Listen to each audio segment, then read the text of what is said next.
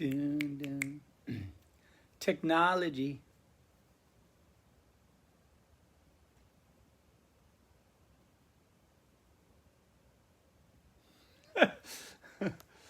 Okay, I think so. I'm just gonna check with. Hey guys, I'm just checking to make sure it's live. That's all. If you guys are listening to me, let me just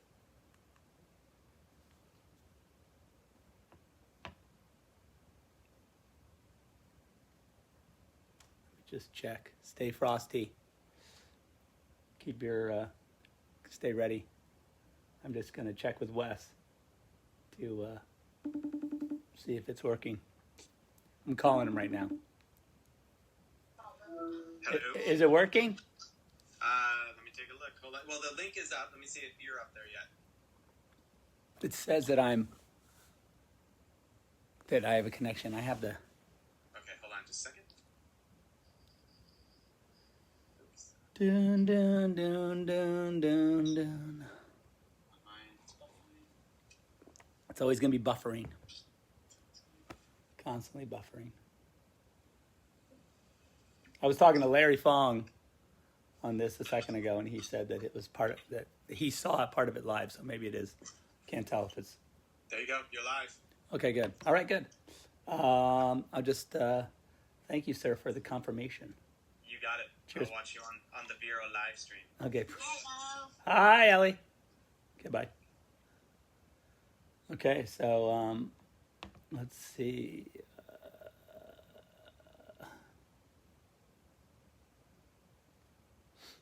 I'm just gonna go to my VERO. Probably shouldn't open VERO because I'm gonna crash the whole thing. I'm doing this live.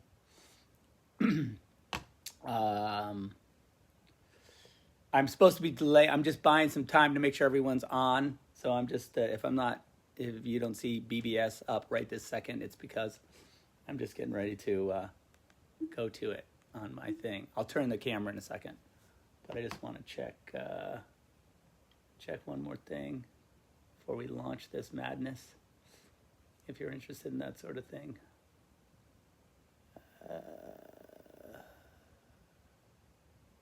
Ding, ding, ding, ding.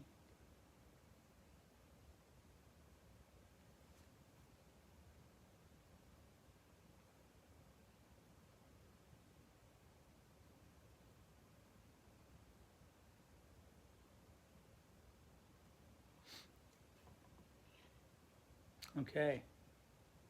Just gonna check something.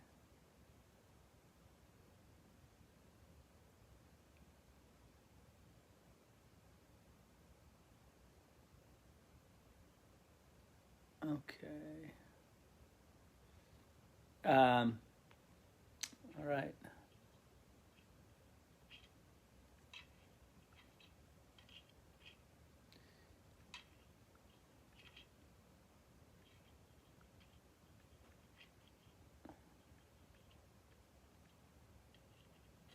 Dun, dun, dun, dun, dun, dun, dun.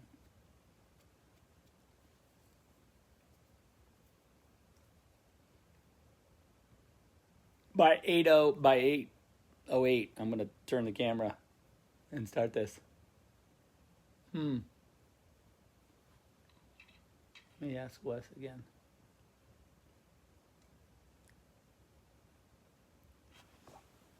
Dun, dun. Oh yeah, that's my sound. I swear to God.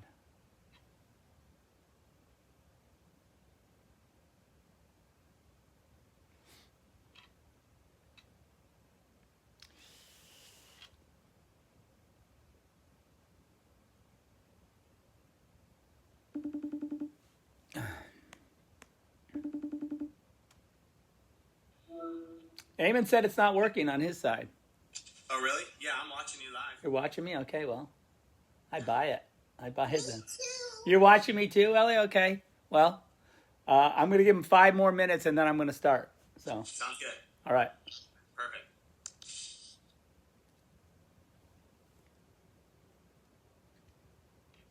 I'm going to say Wes saw me.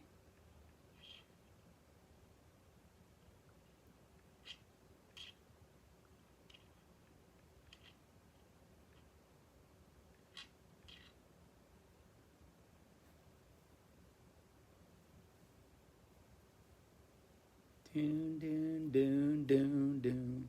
Riveting, riveting. It's riveting television. This is my coffee, my morning coffee. Because it's early here. It's 8:06. So hopefully you guys have been hanging on since 8:06 a.m. Oh, Claynos is seeing me. Larry sees me. So I feel like there's a lot of people. All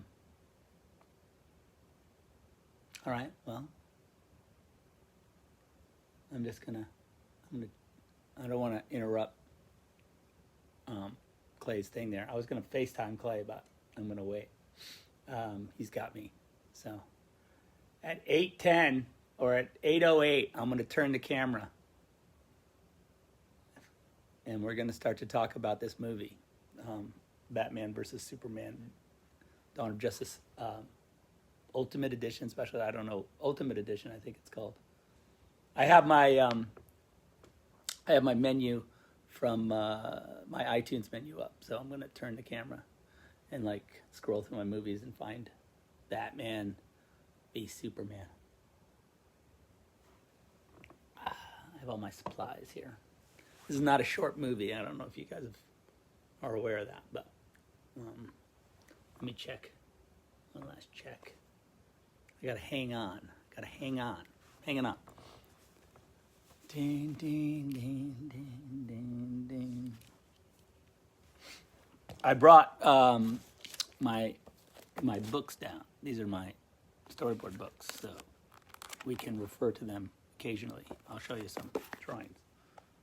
There's a lot of them. I mean, well, for this movie, there's only 4, but they're big books. You can see there. Yeah. So.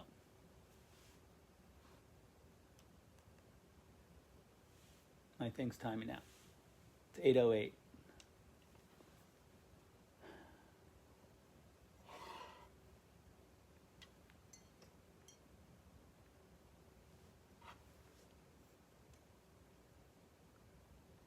In New York.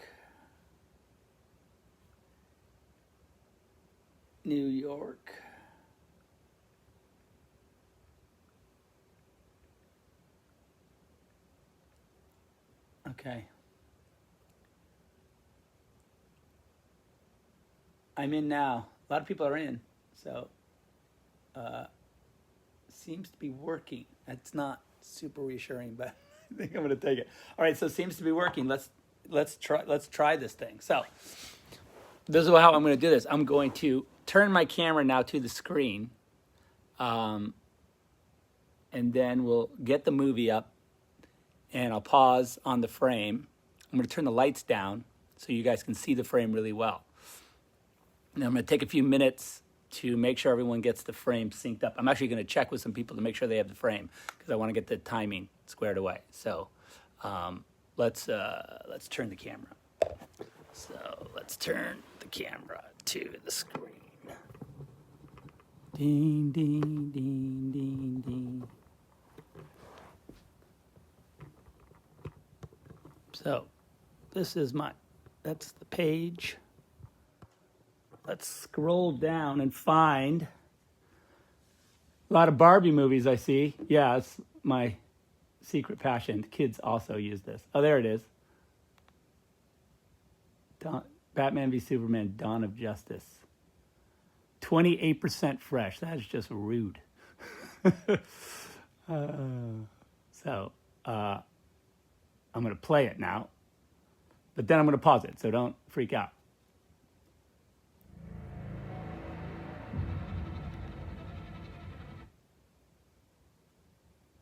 Oh, whoops. Yeah.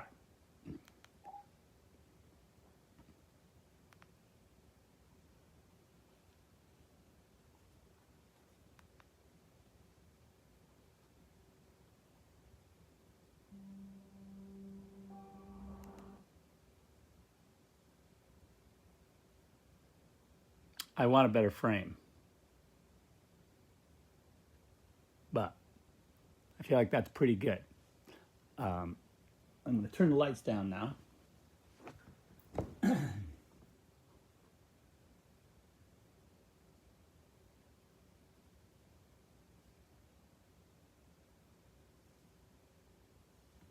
Okay, I'm turning the lights down so you can see the frame. Movie level. Let's see how that looks. Movie level, here it comes. Boom. Take a look. Pretty good. All right, so let me ask, I'm going to just ask Larry if he can see that frame. I'm calling him right now, so stand by. Hey Larry, can you see that frame? Yeah. Well, I can now because I've seen you. Oh yeah, but you saw it pretty good? Oh, can I go to the other app while you're still online? I don't know, can you do two apps at the same time? Jesus. It's complicated. It's called multitask. See, look, I can look my shadow. Since I'm in the theater, I can show. See the leaf? This is my shadow. The leaf is right covering the N. Well, check this out. So you can get pretty close if you can get it right to that. That's the frame I've had up like for 5 minutes. Yeah. That's it. That's my frame. No, I did my frame before you did. No way! Okay, good. So that's serendipitous. So hopefully, You need something. hopefully everybody landed on the N leaf covering the N frame. Feel good about it? Makes sense. All right, I'm gonna try Wes and see if he's on the same frame. Okay. All right, I'll talk to you later.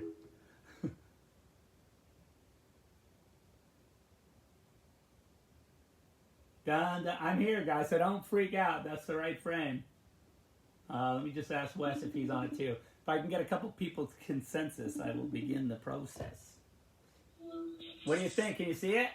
It looks great. You got it? Ellie, can you see it? I saw it too. I'm gonna watch the whole thing. Okay, it's a long movie. All right. Thanks, guys. Bye.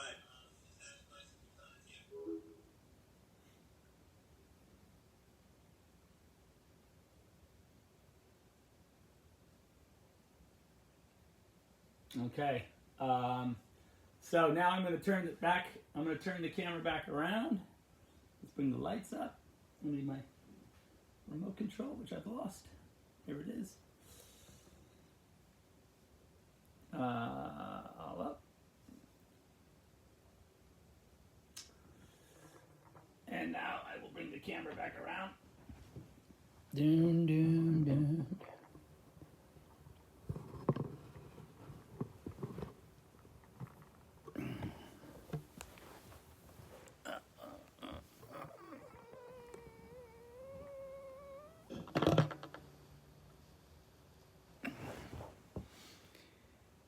Okay, so we're going to do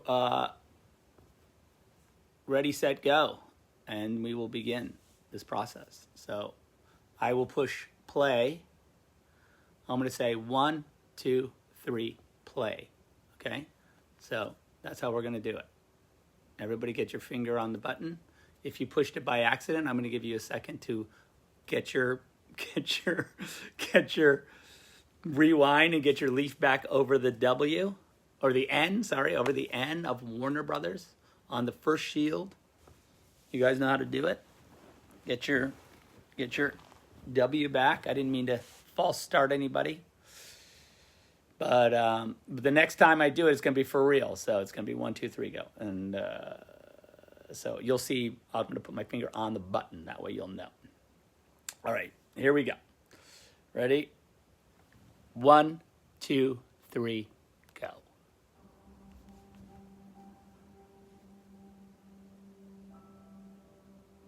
I think it's playing. All right, so these opening frames, I'm going to turn my volume down a little bit. I really wanted to have these like leaves to sort of signal fall, and the fall of.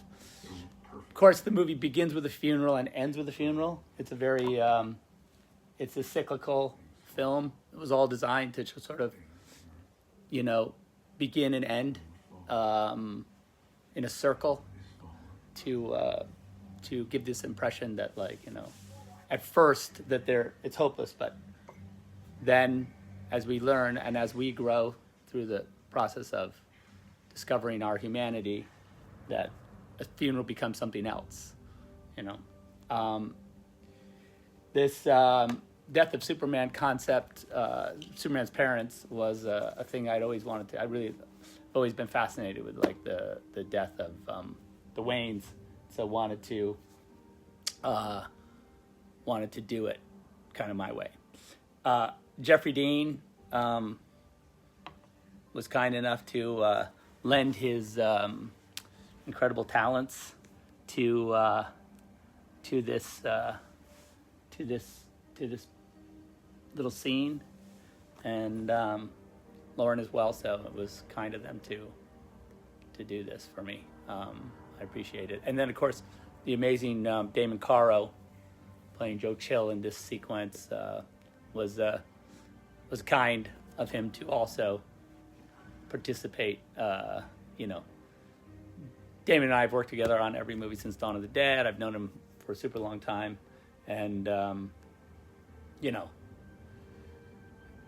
I really thought it was perfect for him to play this part. Yeah, he has a cameo actually in Watchmen where he does this kind of similar scene where he's mugging someone in an alley. So he was really good at it. He knew how to do it. You can see Michael Wilkinson, of course, is a longtime collaborator. Awesome. Good shot at Damon there. The pearls, of course, is like, you know, like the pearls they're, I don't know, they become like this staple of the, look, I have, you know, even like in my little doodles, you can see like, there's pearls everywhere. Man, look at this. That shot right there.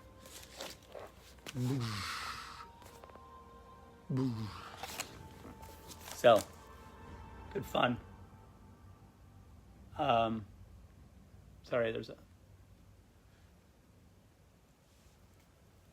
you know, a lot of people have, I have these talked about like the way I, you know, make a movie, and I tend to draw the script, take the script and then draw frame by frame, you know, each shot in the movie. You know, we also, you discover stuff as you go, but, you know, it's always, this is always for me one of the most important processes is drawing the shots. So that's always been for me like the easiest way to sort of visualize the movie before you shoot it. I'm not really a big fan of the shot list. It becomes abstract to me. Like, and I have always very specific needs when we're shooting, as far as the details of the frame and like what you see and how the frame is manipulated. And so for me, drawing it is always much better. And I always, when we're working, and Chris Terrio is a genius and wrote an amazing script, but in the end, once we get to this point, I'm always like, look at the storyboards first before you look at the script. Storyboards go script, storyboard, shooting. So it's like you always have to. The last thing you look at should be the storyboard before we film, not the script, unless it's the words, and then the words we could talk about. But that's a different process. But I'm just talking about making sort of visualizing thing. And Larry Fong, who I was just, you know, chatting with on the interwebs, he's been an amazing collaborator with me since we were in film school together. We were, you know, we made Super 8 films together, you know, for our basics of film class. That's where we started as a collaboration. So it was he and I work really well together, and he's always like, you know, he understands also like my whole like, where are the drawings? He's always like, where are the drawings? You know, I need to know what we're shooting. So it's a clear thing. There was Ben jumping out of the helicopter a little early. He got in trouble for that. The safety guy was like, don't jump out of the helicopter until it's landed. It's not cool to, you know, and he was like, look, I got to get, you know, save Metropolis. I got to get to my people at Wayne Industries there. So by the way, we use it in the movie. I think it was, you know, Larry always said, we were talking about like, I use take one quite a bit, you know, because we do a lot of pretty hardcore sort of choreography and action. And a lot of times take one is the one. And then we'll shoot another 8 takes and be like, you know, let's look at one again. And then like, oh, one was good. And so everyone gets tortured, but we still get the shot. And so if you shoot the rehearsal, that's Larry's rehearsal cat. If you're familiar with rehearsal cat, he says that if you shoot the rehearsal, it's not a rehearsal, which is 100% true. I remember when we shot this, actually, there was a little bit where you see this car. We forgot to take that ramp. You can see that little ramp right there that we used to get the car down that little embankment to get there. This was downtown Detroit, and it was the people of Detroit were super kind, and I had a great shooting experience there. It was an incredible place to shoot, and just it's a great city and great group of people up there. There was a sequence when Ben was driving where he did knock the camera off the side of the car, because we had on a hostess tray, and we had to weave through all these parked cars, which was cool. If you don't break a camera while you're shooting, you're not really probably doing it right. You gotta destroy some photography equipment in order for it to be a really good movie. That was Chris Maloney crashing into the world engine from another movie that I made called Man of Steel. I wonder if anyone's ever done a 5-hour cut, which would basically just be editing these two parts of the movie really together carefully. I've never seen that. I'm sure it exists online somewhere, where you really match up all these moments so that they're happening simultaneously. I don't know if anyone's done that. I'd have to look, but it feels like a cool thing to do because it all should match up pretty well, because they're right below. They're fighting right below. If you watch that shot, they punch out. So it could be kind of cool. Anyway, I haven't seen it, but I'm sure. Hopefully, someone's editing it right now. This sequence, of course, was where we were trying to do some, show the sort of post 9/11.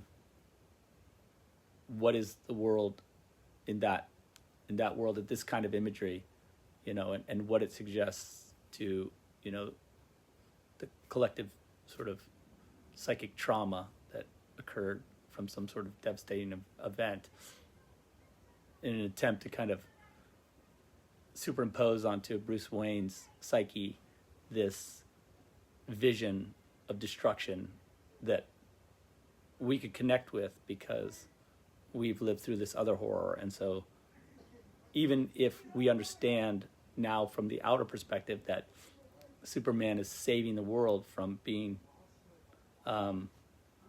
essentially terraformed into another planet, so that the greater good is being served. It's like a Ozymandias type scenario where you kill,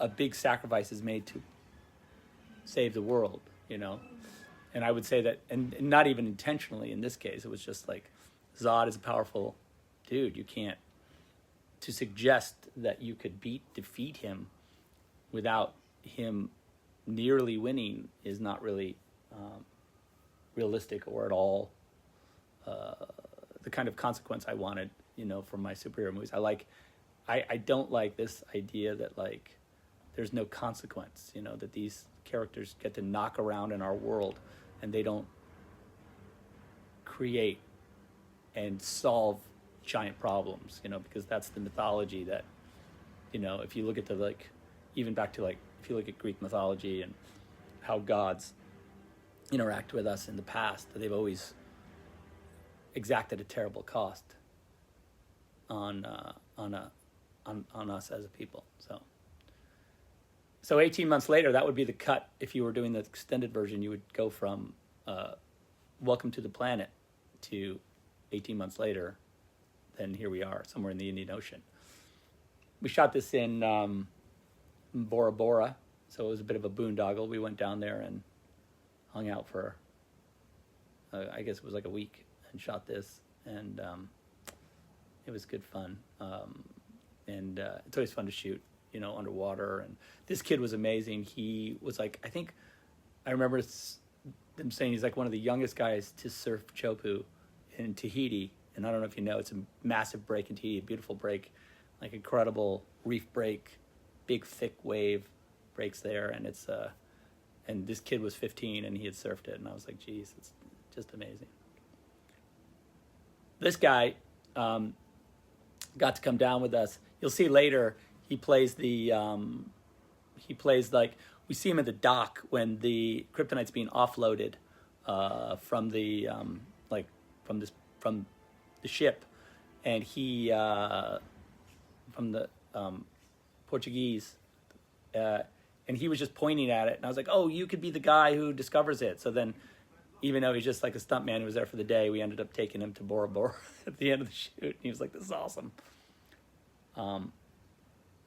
There's Michael Cassidy, who plays Jimmy Olsen, and I just worked with him again. He's in Army. He has a brief role in Army of the Dead.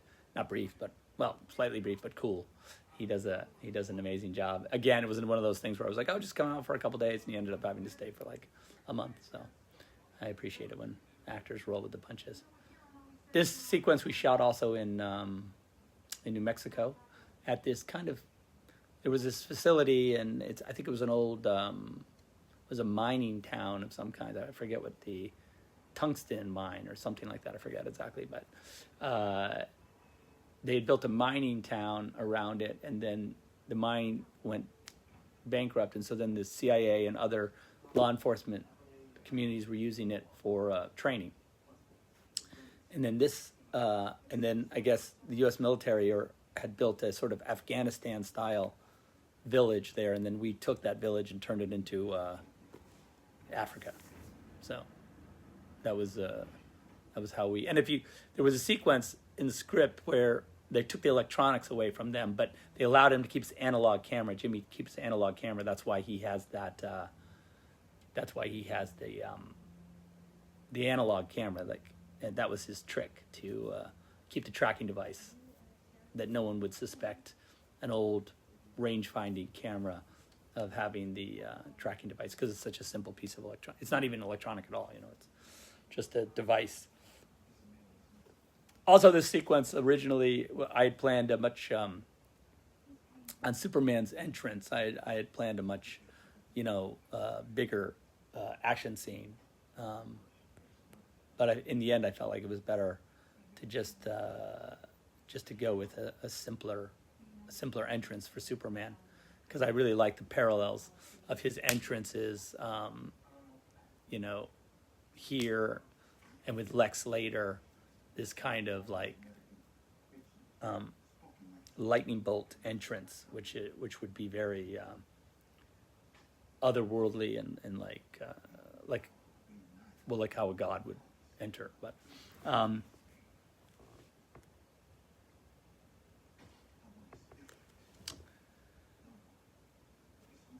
you'll see Callum was in Rise of an Empire, and he did a really great job, and so I thought I'd put him in this movie, and he's really cool in this movie. He's of course a great bad guy, and we see him throughout the film, and gave him those little sort of Russian mafia or gangster tattoos on his hands, and he's got a couple more, but you see the ones on his back of his hands. I just like the idea that Jimmy was a spook for the CIA. I always felt like Jimmy, never was that capable in the, and to see him being able to like speak foreign language. People always ask me if he's dead in this scene. Like, do we see him again? Does he come back to life? I don't think so. It implies a bigger universe, or it implies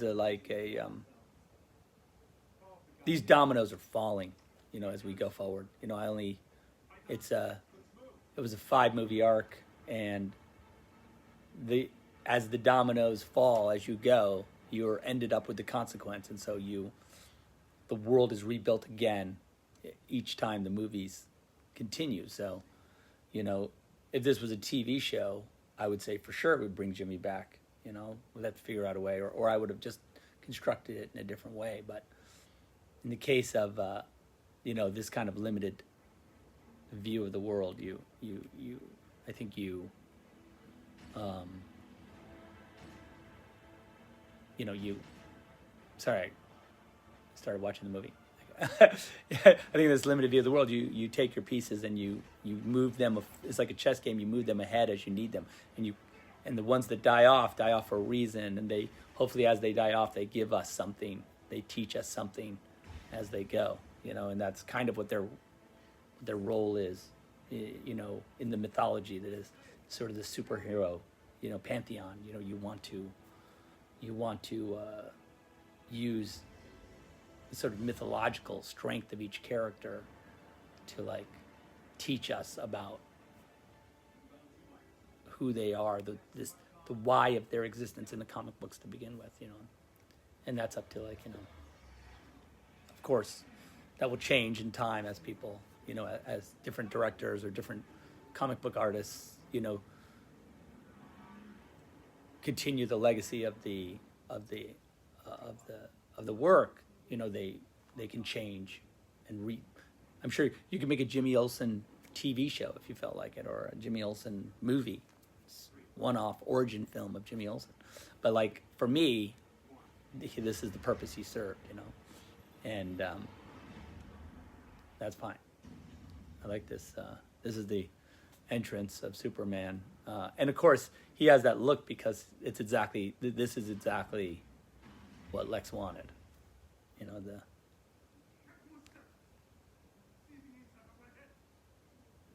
creation, you know, bringing Superman to this politically volatile scenario to lure him into a messy political world, you know, which also underlines the kind of why, you know, Superman with his clean morality having to deal with these gray areas is kind of what this whole thing is about. And then I really like the idea of these, when our guys are like special ops team have to like sort of, they get to see what it is that was staged kind of perfectly for like the aftermath of like what it would look like, you know, if Superman had, like, you know, been a wrathful god, you know. So they kind of staged this world for our guys, you know. Even though Lois knows the truth, I think that the cloud, the fog of war, you know, where we're like so affected by this sort of imagery of conflict, you know, we end up sort of when we get the story as we do here at the committee meeting, we understand how it translates back to us at home, you know, and that it would be really easy to sort of create imagery that could bring the sort of morality of Superman, not even the morality of Superman, but his actions into question. And I think that Holly does a great job in sort of being this voice of reason, sort of this really clear, non-judgmental, but also what I would say thoughtful and very clear in her. It's like how the story goes through Holly and back to the world is a really sort of modern way of looking at how Superman's morality would be perceived by us. This is one of this football sequence. There's Anton Clarkson plays the quarterback, and this Eli's quarterback coach, this kid right here, and it was one of the first things we shot, Metropolis, and I thought this football metaphor, how you would sort of show the way two cities kind of interact using their two football teams as a metaphor. I think that's kind of a fun way to start it. And of course we get to see GCU later. That's Cyborg's Cyborg's alma mater, if you will, or the team he played for before his injury. This was an old house in Detroit that we found for this sequence. It was it was kind of a. Who's that? Hi. Oh, look, Debbie's here. Debbie just showed up. You might have to come back there, babe. Or you can come. You want to sneak in? How's it going? It's going good. It's going really good. We're just at this sequence where I think Christine's down in there somewhere. There she is, right over there. This is the sequence we shot again. This is like, I wanted to sort of establish that the bad guys are really bad. Like it's not just, literally sex trafficking these women, putting them in a cage in a basement would be something that, hard to defend, the morality of a guy who's like caged these women. And you can imagine Batman would be not into that. And again, this whole concept of him branding criminals, the idea was that he had kind of lost his own moral compass and that he had kind of become, what he beheld. And I think that idea, the whole idea of this movie is that to create this arc where Superman, through his hatred of Superman, but then his realization and sort of when he confronts Superman's humanity, that he finds himself again. That's kind of what the thesis of the thing is that we're all humans and that we all, when we connect on a level that we both have the same, our mothers have the same name, that is like this really sort of fundamental, we both have a mother, and so we're both human. Even though Superman's from another planet, his connection to humanity is so clean that Batman's able to like re-energize himself. But this was a fun sequence to shoot. That's all CG. We shot it just like the roof, pan across, and then DJ, who is my longtime collaborator, visual effects supervisor, was able to create this amazing little like run across. But I think I always intended, that was like a cool, let me just see what that looks like in the drawings. Do you remember this location? Like, was all run down, and then by the end of the shoot, it was like being renovated. Oh yeah, they too. completely fixed it up so that if you were to go there today, it looks like it's a good Beautiful looking. Victorian, Yeah, it's a yeah. good looking. It's a good looking building now. These are all those shots. There he is. Yeah, like here's the, here's the shots of Batman. There he is up in the corner, and then he goes across the roof. So yeah, it's very much my hope for it was realized very, very well by the guys, be able to create this sort of visual effects. And then there's the branding. But we rebuilt, we rebuilt it later, but we built this apartment for Lois. Patrick did a really good job. I always thought it was like a really kind of fun apartment, although it's probably too nice for a reporter, I don't think reporters make that much money, but it's a pretty sweet apartment that she's got there. And then there's Clark, and she's hiding the bullet, though he probably could see it through the wall. That's what everyone says. Although I don't know if he's looking. Is he really trying to look through the wall? He's just trying to bring his lady flowers, Mm-hmm. I think. I really wanted to like establish right away this kind of, in a way, a kind of a normal life. What's that? Oh, nothing. I see my head. It's okay. They can't see. Yeah, they can. It's kind of normal life, for these two. In a way, this kind of domestic kind of intimacy, like the fact that Lois, is just taking a bath is the kind of thing that's like completely only couples, you know, where they're with each other in this intimate way that's not, and doesn't establish any kind of like, you know, formality to their relationships other than how they deal with each other. And I really wanted that to be like front and center, because I just felt like they're just a normal couple, you know, other than the fact that they have to deal with these kind of world issues. You know, I wanted them on their personal level to feel very connected and very kind of normal, you know. And this is stuff that we do, Debbie and I, all the time. Like, you know, You I'll give bring me her flowers flowers in in the a bath? bathtub. Yeah, Oh, that's so nice. that's very common, super common. And then, you know, I mean, the problem is, you know, Henry's not quite as ripped as I am, but it's fine.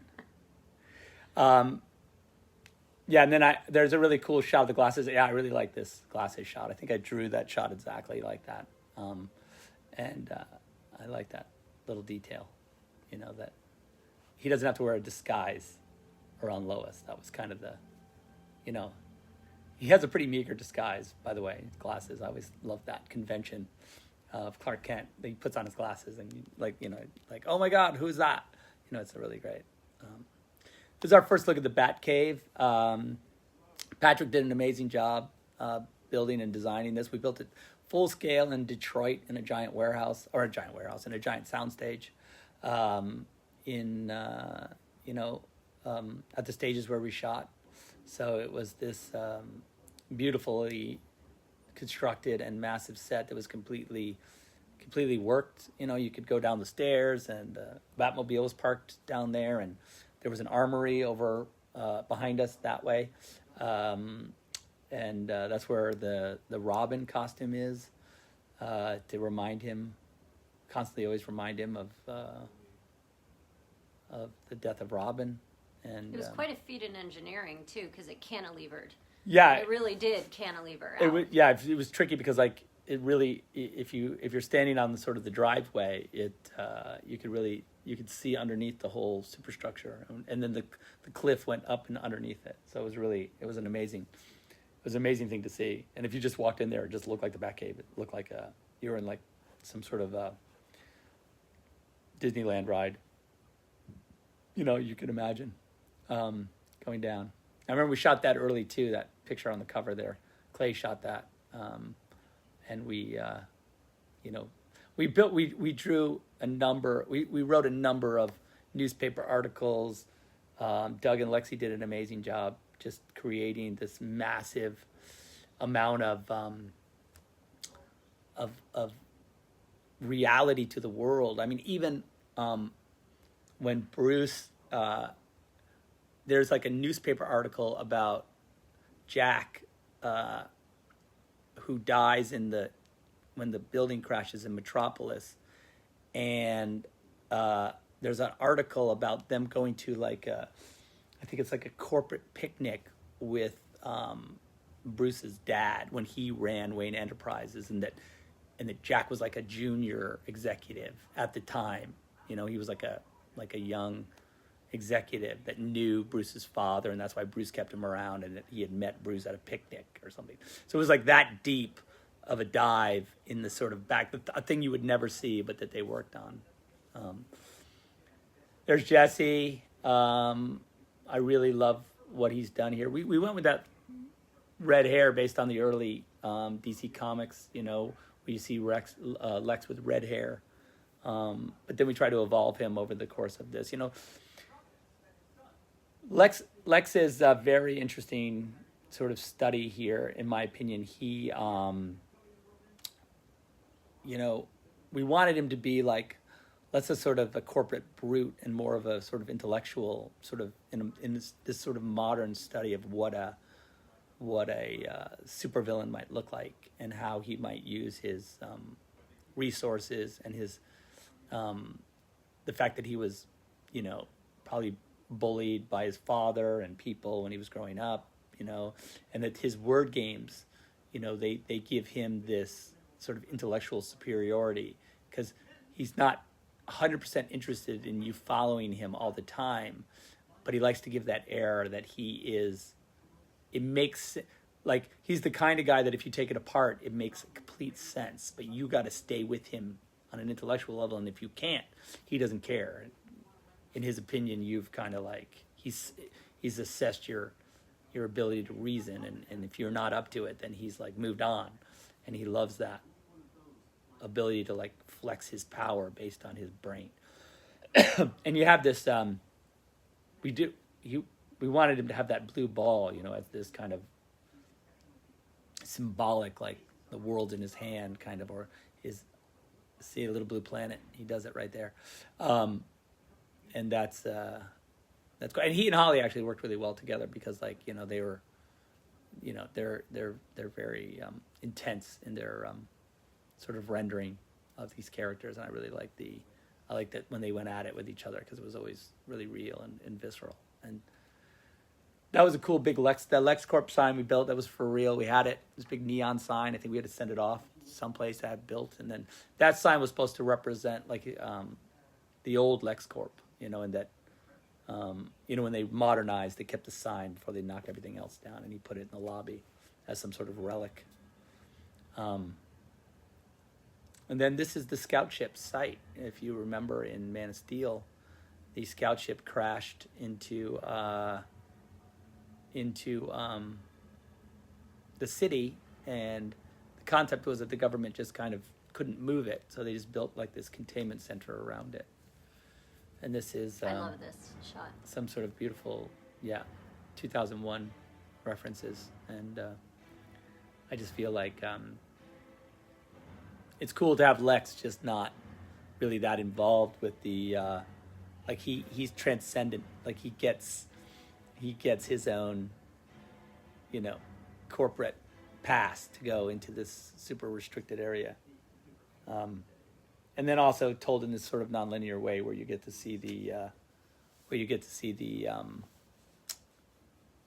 sort of jump back in time to before this happened and then after. You know, it's kind of a really cool way of doing it.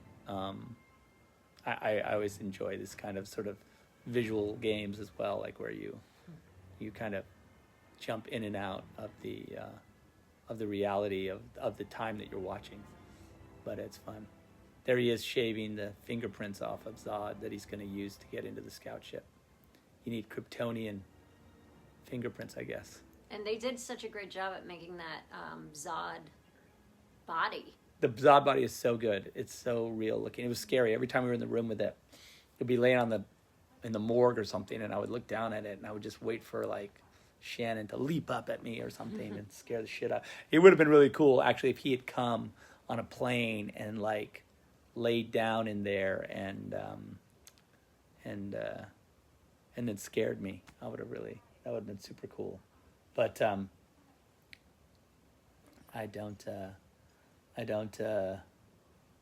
just going to check on the sync because I don't know.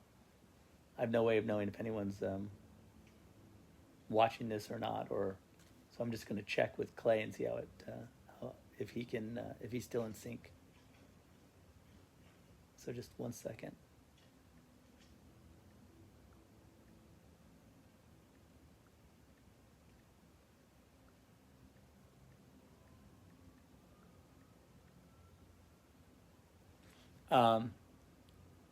Here's Scoot, who's again amazing. Did an amazing job. We did a little green screen trick, of course, on his legs to get rid of them.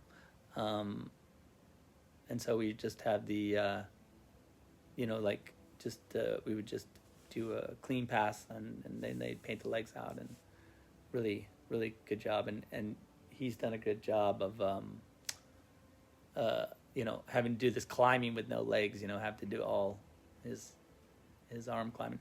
It was a really specific shot I drew where the wheelchair rolled back when he grabbed the hand. But, and this is Heroes Park. I think we're seeing it for the first time. This kind of park that they built dedicated to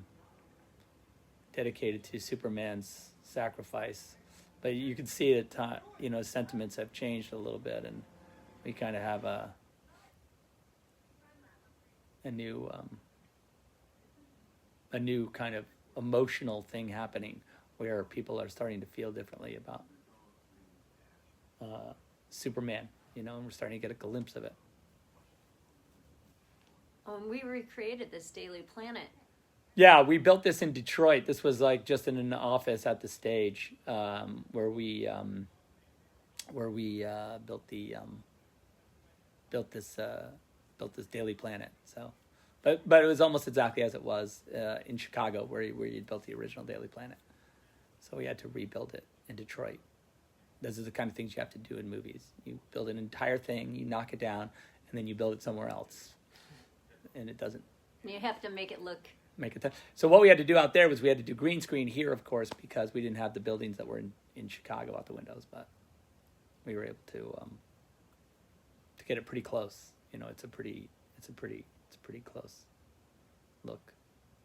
And then this was an incredibly hilarious long take that we did of Clark walking through the entire ferry, but then we just end up using the end of it. But that was Metropolis on that side, and then that's Gotham over there. In our world, the Gotham, Metropolis worlds are they're very close to each other. So it's kind of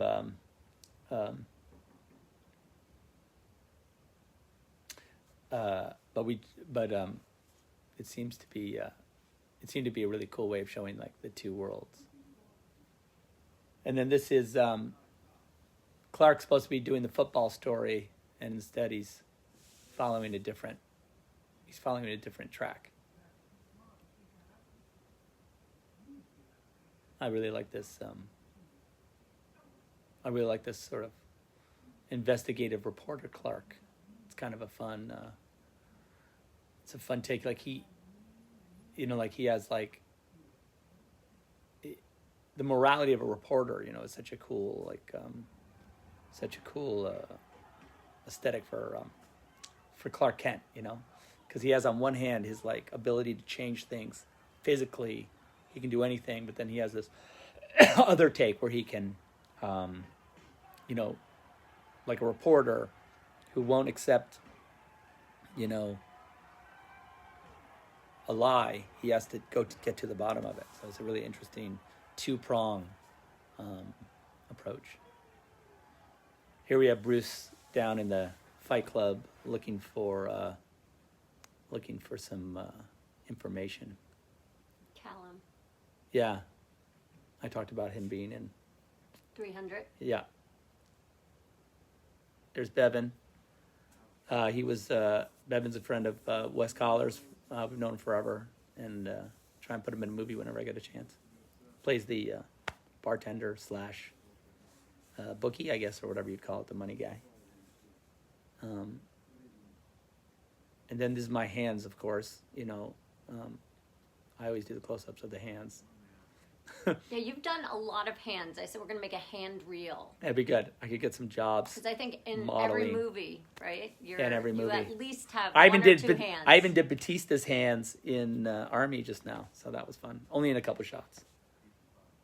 All right, well, But it's I have hard. to go back because I want to make sure the kids are being okay. Okay. 'Cause they're up there with Grammy. Okay, good. But I just wanted to say hi to everybody and thanks for joining, and just thank you so much for all your outpouring of love and support.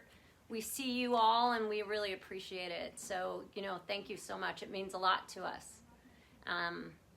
We love what we do, but when we see that other people really love it too, and how it's touched so many lives, it really makes a big difference.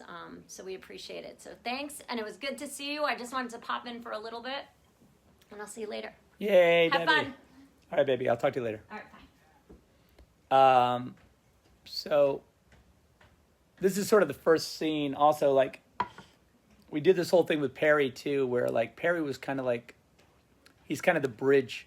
He helps us bridge the sort of 1930s hard-boiled reporter sort of aesthetic and concept, sort of the old America to the new America, where sort of the morality of the nation has changed, and so Perry sort of represents that transition, and I think it's I think he does an amazing job, kind of acting as like the sort of captain of this ship that you know, which in modern newspaper is people don't read papers. That's a great.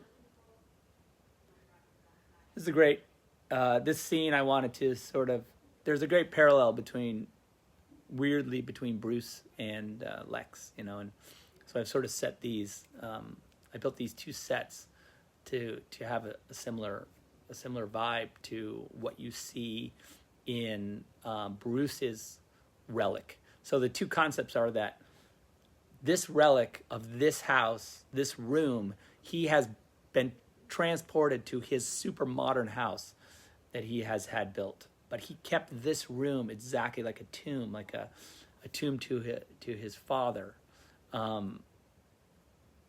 Just like Bruce has kept Wayne Manor, though the two parallels are that Bruce has let his be destroyed while Lex has preserved his. It's almost like the opposite. Like Bruce has kind of let his go, but affected him, and Lex has not. Like we're left with the Bruce that was sort of destroyed by watching his parents die, where here he's still in the process of becoming what the consequence of that world is. We're seeing that manifest itself. Granny's peach tea, which is fun. I think I always liked it, and I love Holly's rendering of that. It's really cool. She's just so good. Holly's always been one of my favorites. One of my favorite actors of all time. Getting to work with her. We wrote this part specifically for her because I wanted to put her in the movie so bad. And this sort of Paradise Lost kind of image, to me is like always like Totopoulos painted that painting, Patrick did, based on a doodle I had done, and then based on some some painting references that I gave him about like what I wanted it to feel like, these kind of, whether it be an etching from the, it's kind of that Gothic 18th century or 17th century or 19th century, like Gothic like wood blocks that you see like, or lithographs, that you see, and it's got a really cool. Okay, of course, there's a Superman reference in that painting there. If you look, that's Metropolis. It's very like, this dream sequence is very sort of carefully constructed. The idea, wildflowers from the Wayne estate, and like the blood dripping, all of that. I have it in here. This is like shot for shot, and I think this was also one of the first things we shot.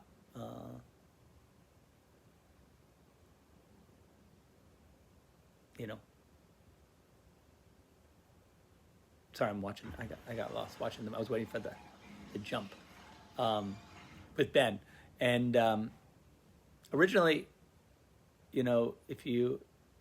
this whole sequence to me was like, Ben is like one of these guys that like he's like self-medicated, sort of psychologically self-medicated as far as his trauma is concerned. He's never given it up. And this is the glass house we built on a small lake in Michigan. It's like one of my favorite sets we've ever built. It's based on the Farnsworth House, the Mies van der Rohe house. It's which is actually remarkably, it was close to Illinois, very close to where the Wayne, where Wayne, the Kent farm was. Where the Kent farm was. This actual house was. It's weird. It's a cool parallel, but yeah, I like the idea that he. This is kind of,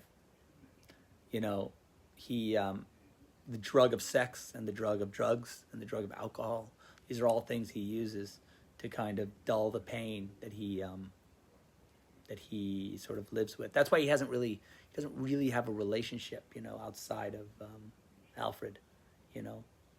He's just had a hard time connecting because of this pain that he has, that he lives with. So he uses relationships as instead of as a way to like find humanity in people, he uses them to sort of dull the pain of his own trauma that he deals with. So he's been invited to the party. Of course, there's this is a first look at the bat suit in its kind of little lair there. And again, Patrick did a really cool job. I think I have a drawing of the let me look and see if I have a drawing of the Bat Cave, because I think it's a cool of the.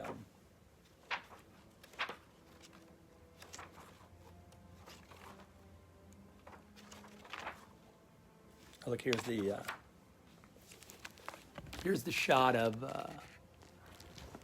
Here's the wheelchair shot. Where is it? Oh, right here. See, there's the wheelchair rolling back, and then there's the hands grabbing the thumb. That's my car. It's in this one, I think.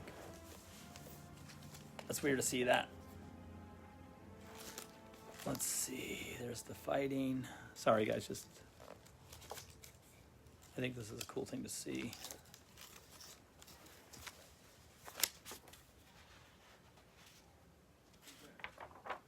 That's Bruce Wayne.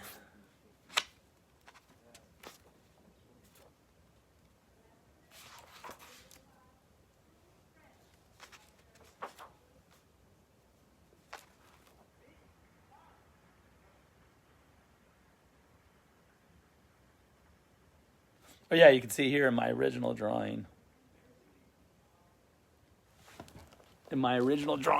Here's the original concept that I did, which was there's kind of that opens and it comes up out of the ground, and then you see him standing before it, and then there's Robin in the background. I always had that concept that from The Dark Knight Returns, that idea of the Robin. Then he goes up the stairs. So that's very similar to the night, day, and night, night and day. So you hear that song there. This is a good example of like what we were talking about with the sort of wordplay and the sort of concept, the Promethean, like Prometheus as a concept, as that Lex has this notion that he's this Prometheus bringing knowledge to man, like he's the defender of mankind, like he even against Superman, right? So he has this paradoxical view of Superman being like better, wanting to show that like a god cannot be both. Well, we'll learn it in a little bit,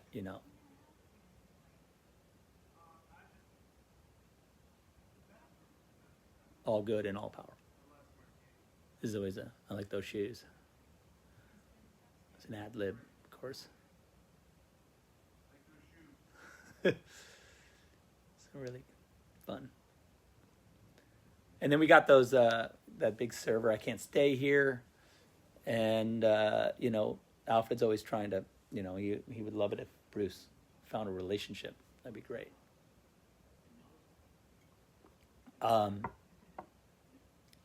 This was where we shot. This was at in Michigan at the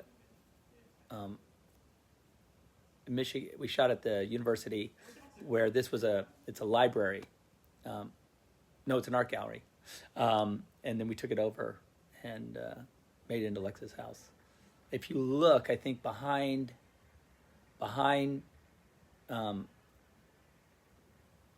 Clark there in that direction is the library, Lex's library, where he keeps it. And there goes, of course. There goes Gal.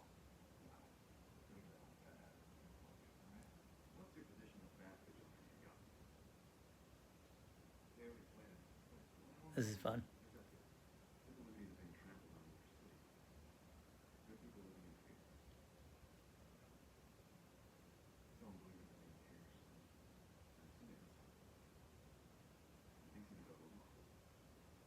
It's fun. Oh, that motorcycle in the background there. I gave to Damon at the end of the movie. I don't know if he still has it, but it was he's an amazing friend of mine and collaborator, and I felt like he needed a motorcycle. I really like this sequence. This little exchange is really fun. It's cool also that I like this notion that, you know, you can see just how it would be for Superman that he can hear everything, you know, like he hears, that he hears Alfred speaking in his ear, but this is fun.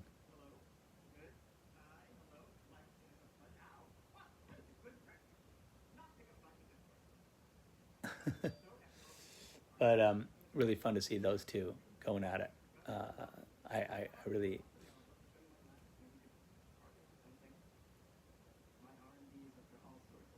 All sorts of good, yep. And there's Tao. Tao plays Mercy, of course, and she was amazing. She's just such a great actress, and you know, such a great contrast to Lex. You know, I think she's great. I'd love to work with her again. She was really fun, and she does a great job in the movie. I really like it. And then here's just this sort of more dilemma scene that there's this fire in Mexico, and he has to get down there and help these people. Can't really be that concerned with a millionaire, you know, playboy who might be doing something weird compared to like the real, like, pressing loss of life that Superman has to go deal with. And then, of course, we have Wonder Woman kind of playing her part in there's a little reference to her Greek origins, or her, I mean, not Greek, but you know what I mean, mythological. See.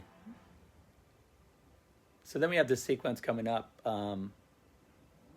where, of course, she's a good driver.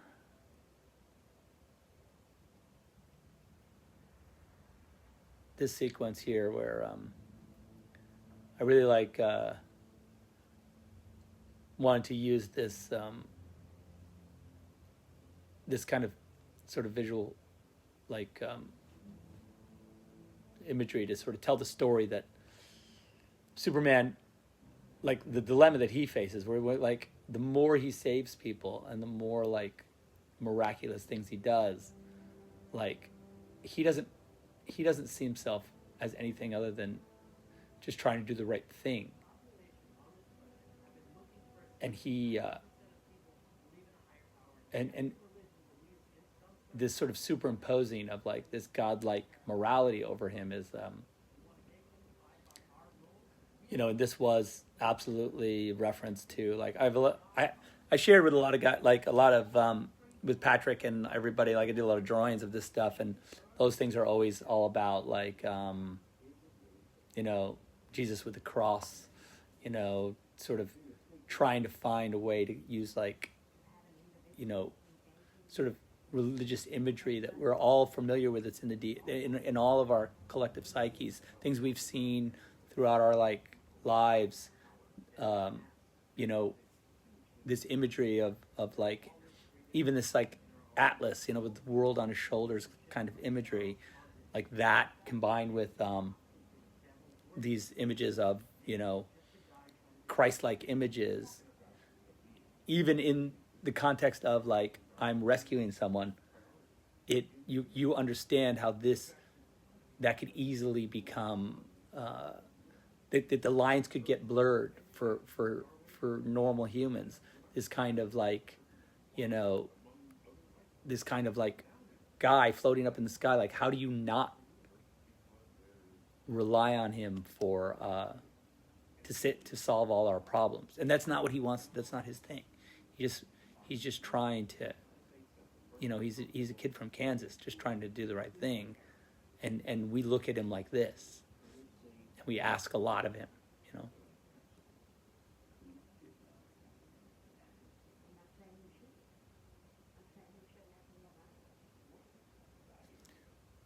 We do use the word unilaterally quite a bit in the movie, but I think it's appropriate for the concept.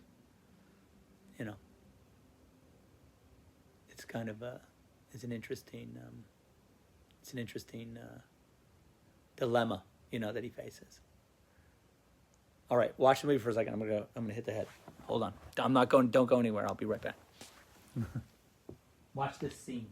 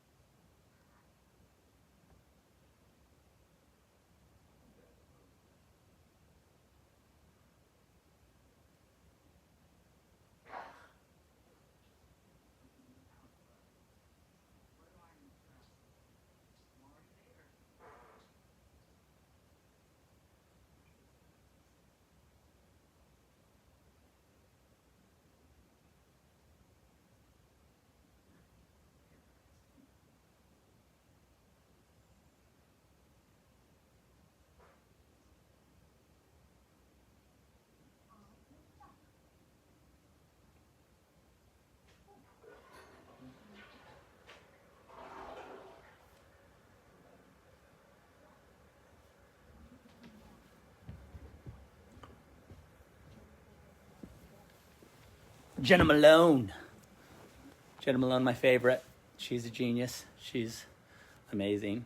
She was in a movie I made called Sucker Punch, and she did an amazing job, and I wanted to get her in here to do this part in BBS. And she's awesome. Here's Clark starting to really dig into what's up with Batman, and really starting to like understand that Batman is a threat. You know, there's no like he's questioning morality. You know, really cool. Little scene. We shot this in Detroit, a real prison in Detroit, and it was the guys were really cool. They let us you know, shoot in there, and it was fun to shoot in a real prison. As far as its textures and reality and stuff, it's really cool. Here we have Lex recruiting Scoot. You got the swear word in there. The fuck do you want? I guess that's how you know it's an R-rated movie.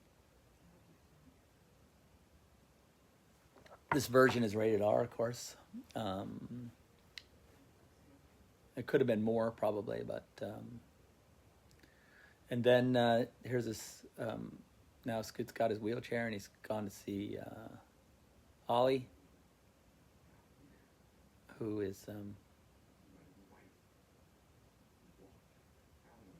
you know, we're sort of seeing the consequence of, like, he directly, you know, there's a direct... He blames Superman directly. And at CT, I got who plays the prison killer, CT Fletcher. Amon Green, who's used to play for the Green Bay Packers. If you know, he's in the Green Bay Packer Hall of Fame. Amazing running back.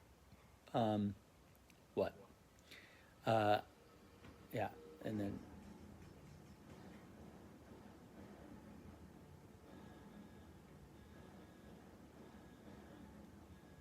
so this is like a direct.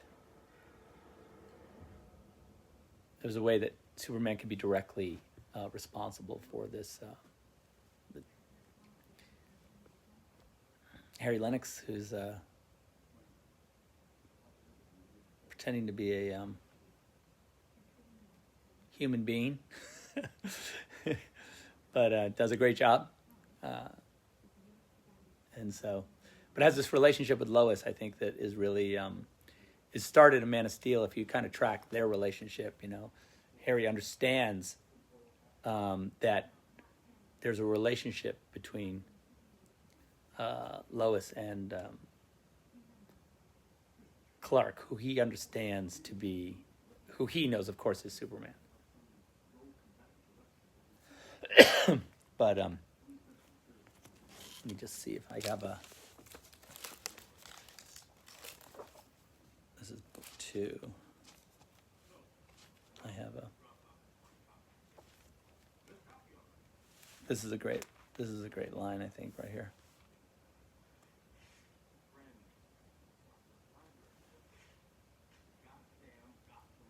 This was Chris and I really love this idea that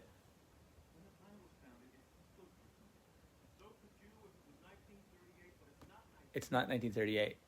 This notion that like Superman, as he was created, you know, the world's more complicated, and the morality that Superman's facing in the real world is more complicated than 1938.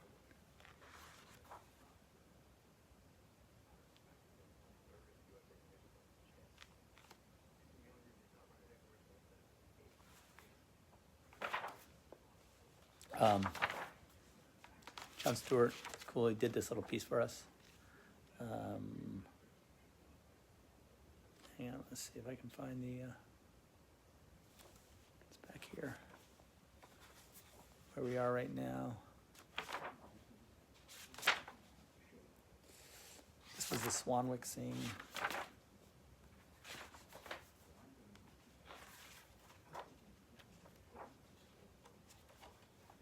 Yeah, here we are. This was this big wonder that we wanted to do. I had that Alexander the Great statue in my office for a long time, and we had it in the gym. I think after we shot this scene, we moved it to the gym in Michigan, to the house gym in Michigan, and we used it just as like this amazing, you know, it looked like we had a giant marble statue in our gym, which was cool. This was Gal and Ben's first real dialogue together, and they did a really cool job. I mean, this was great. This is a fun little scene, and I think Michael did a great job. This dress is really beautiful, made specifically for the movie.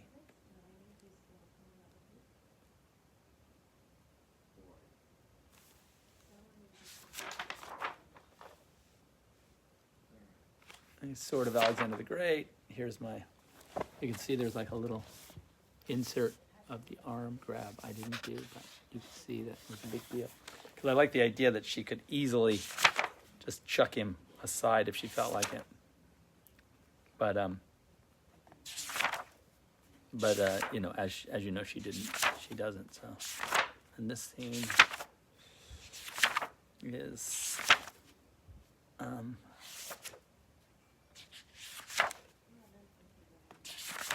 Gotham Press. I'm looking through my drawings to see if there's anything super interesting here. Oh, here's my doodle of the cop with the bat signal bashing the robber, and it's kind of like this idea that the police and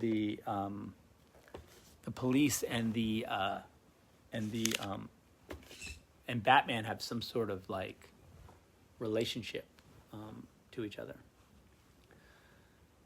So here's a little sequence where we get to do a little decryption of the what Bruce found at Lex's place. And I guess it's boring waiting for it to decrypt, so he fell asleep, maybe? I'm not sure. Or I'm not sure whether it's a byproduct of Flash cracking, you know, on the treadmill, on the cosmic treadmill, whether it creates some sort of rift that allows Batman to see into the future. Could be a combo of those things. Regardless, here we are in this post-apocalyptic world where Darkseid has taken over Earth, and he is creating a version. There's the fire pits and everything of Apocalypse. We have a convoy that's just returned from some sort of mission where they've captured something. We have a big Omega symbol etched into the earth out there, which is Darkseid's logo. And we have this kind of sort of, what I'm trying to do is, like, there's a culture here where Batman's kind of running the show and defending, I would say, probably what's underneath us. This is the lake, and that the below us is probably the caverns of the Bat Cave that they've used to turn into their headquarters. And so they've stolen this thing from the old LexCorp, and it is a piece of kryptonite, but no, it's a trap. It's green light.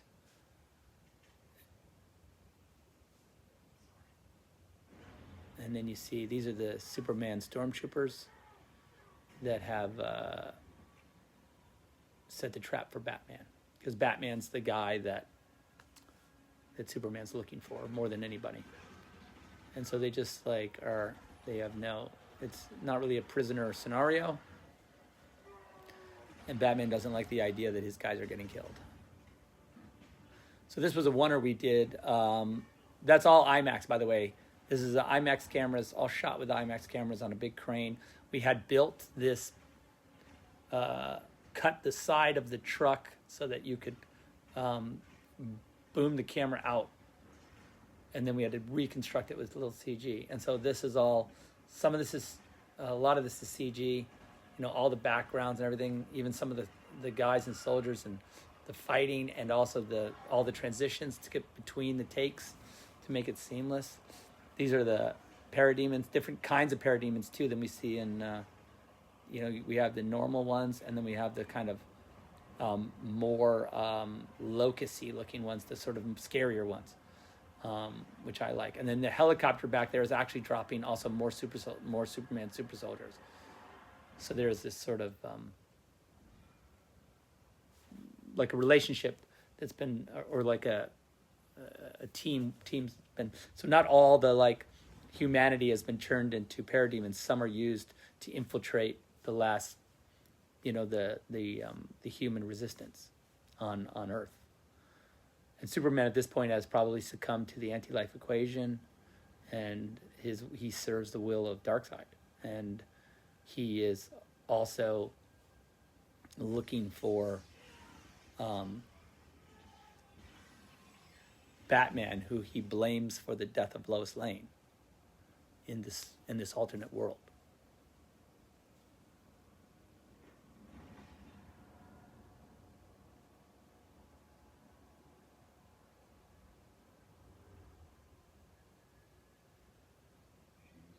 She was my world, which is reference to "You're my world." He says at the end of the movie, you'll see.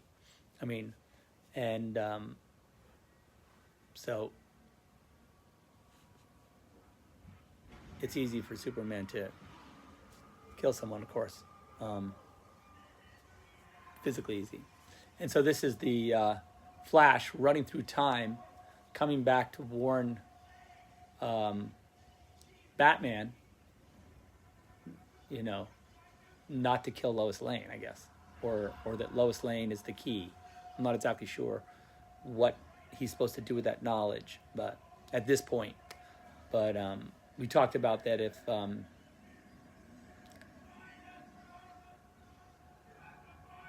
you have to find us.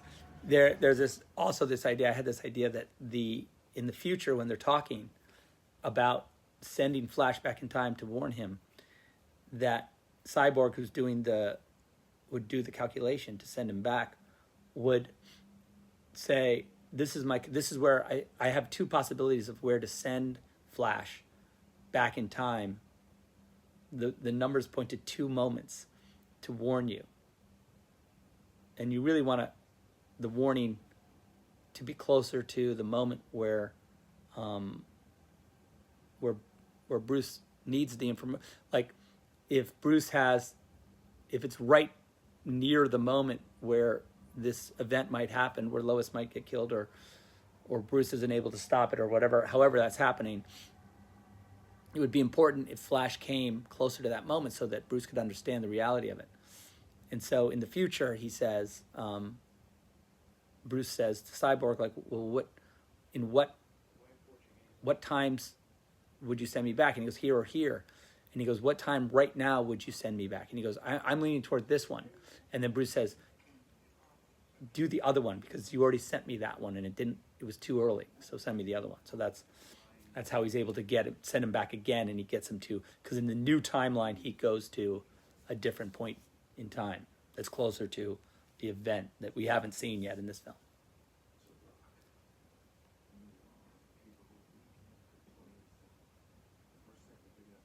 This was a cool set. I really enjoyed it. It had like a lot of cool little details, and even just that big red screen with all the schematics of the Batmobile. I like that Alfred's just working on the Batmobile, and then I like that, you know, he also fixes like the Aston Martin too. You know, he's got to keep that 1958 Aston Martin running, and he's got to keep the Batmobile running. I would say that the Aston Martin might be harder to keep running, though I love it more than anything. It's just, you know, trickier. 1%. This is the whole notion. I think it was a quote we took from, I think it's Dick Cheney, I can't remember, where he said if it's even a 1% chance, we have to take it as an absolute certainty. I'd have to look it up. I think Terrio would probably know the answer to that, but it's a cool notion that his morality is so strict that he would believe that to be the case.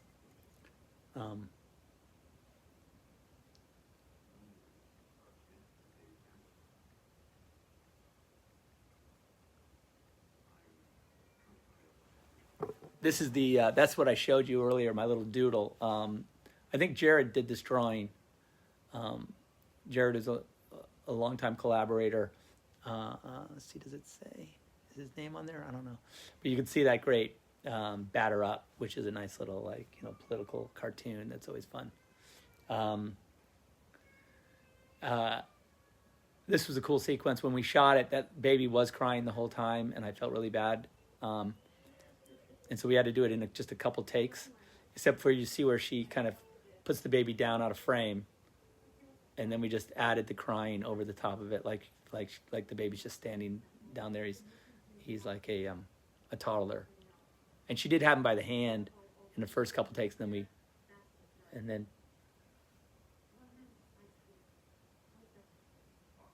we had to let him go to his real mom because he was really upset. So it's hard.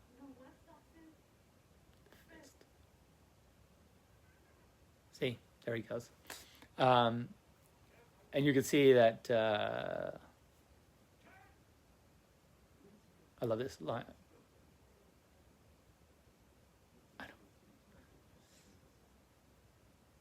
She's so good. White Portuguese.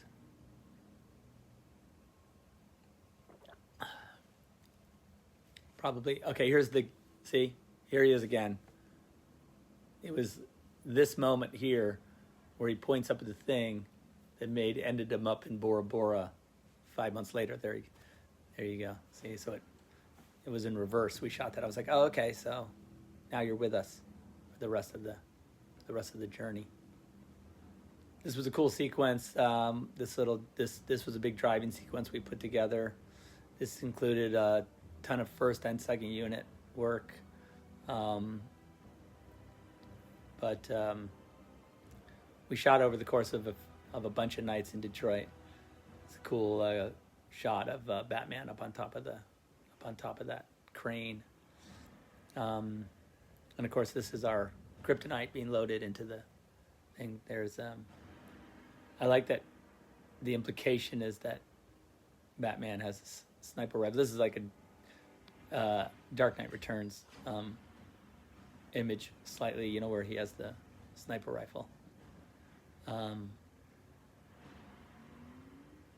then this was our beginning our driving sequence. out of the docks.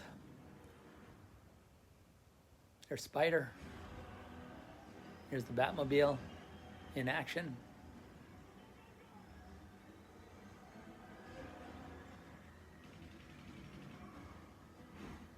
Boom. What was cool about that shot was when we did the first take of that car getting hit, it went up on top of that container or that little construction office, and it landed directly on top, and it was like this crazy coincidence. It just stayed up on top of the container. And so we were like, oh, that looks crazy. So we had to take it down and do it again, only this time we weakened the container so it would crush it. So it's funny that, or the office. But it was one of those hilarious coincidences where a giant car just landed perfectly on top of a container.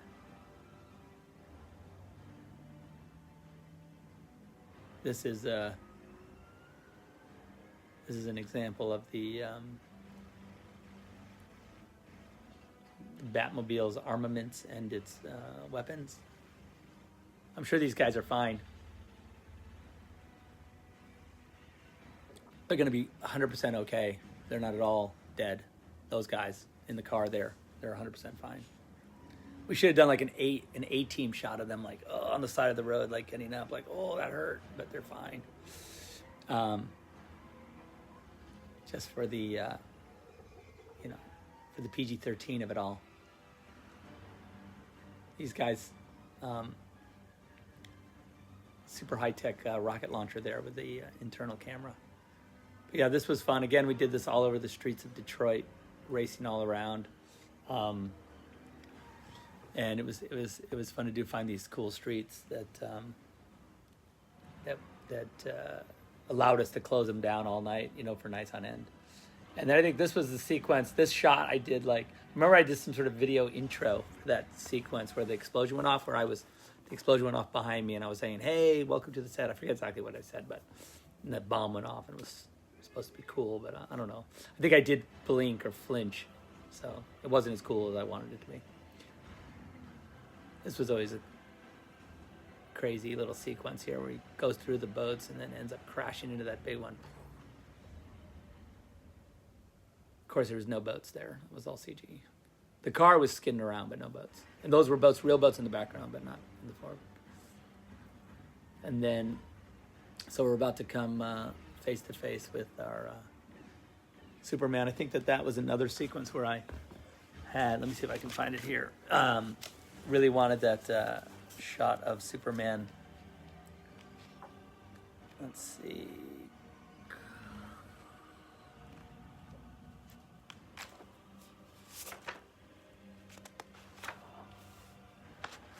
Batman. Oh, there's that. Yeah, here it comes. Boom.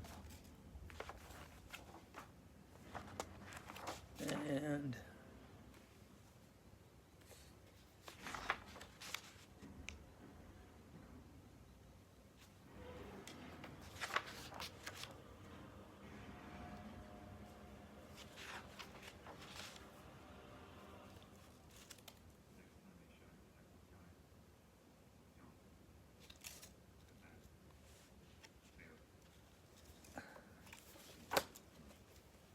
not in that one.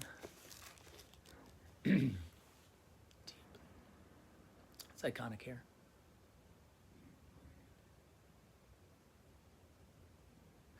The truth is that the Batman voice, was a thing that I always thought was like the best way to do it would be, because I always feel like, I just felt like I didn't want to have Ben to like do a voice. You know what I mean? Like put on a voice. Like that always felt to me like it was going to be a little bit weird, and also the other Batmen had done it. So what it required is some sort of comparison to how the other Batmen would do the voice, like did their Batman voice. And I thought that I didn't want to put Ben. This is a Texas switch, so that was Rich getting out of the thing, and then Ben coming there. You see, like Ben was waiting, so he walked up, and then Ben finished.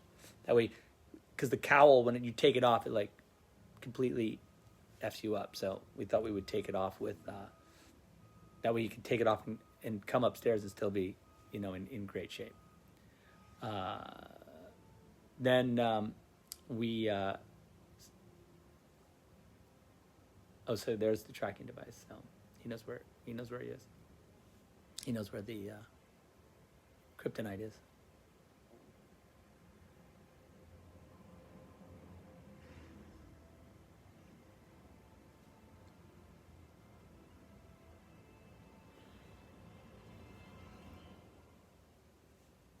The green glow. Again, Tao looking, doing her. There's this relationship here, I think, where I think at that point Lex knows that he's got to kill, that Tao's got to die, and he's sad about it. That's what that moment is right there.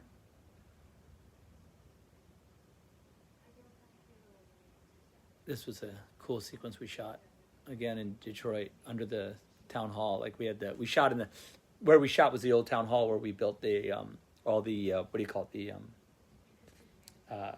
where the sort of Senate hearing chambers were and all that stuff we did there. And then it was a cool building. And then this was just under the stairs. We found this little set. And like I said, like this sequence right here, we shot just up from it.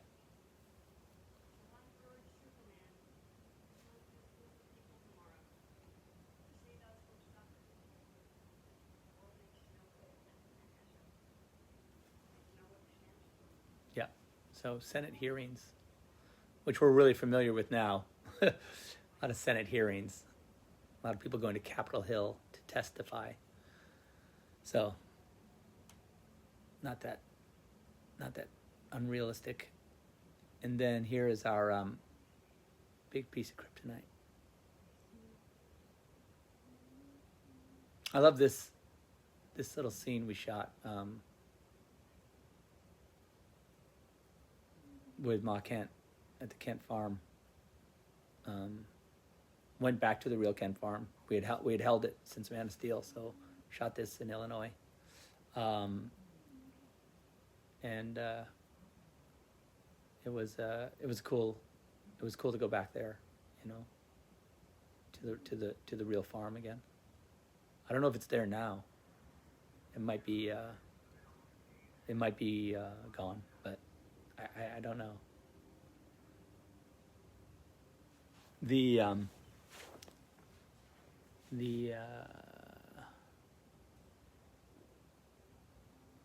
Yeah, see, this is Detroit, and I think in the background we added a bunch of buildings to the scene, deep, to be more Gotham City-ish, visual effects wise. But you know, out the window, there's Holly. Look at those arms. My God, she is in good shape.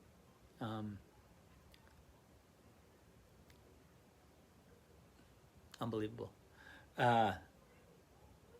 Genetically gifted human being. It's funny because, like, for me, it's like as this sort of intensifies and we start to get to the trial and sort of get to this,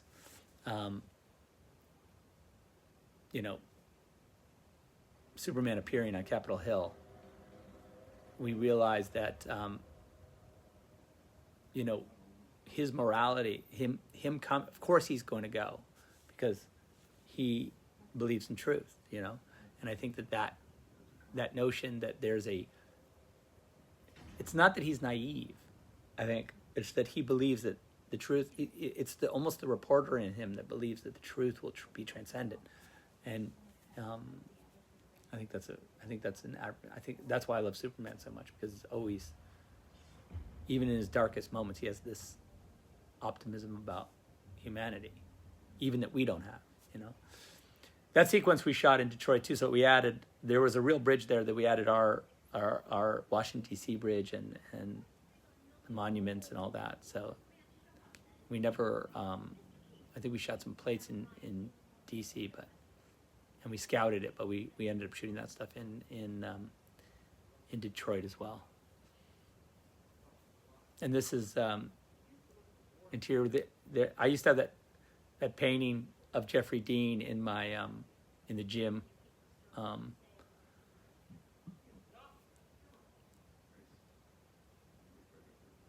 And I think that so this is the old So the idea was that that was the old Wayne Enterprises boardroom, you know.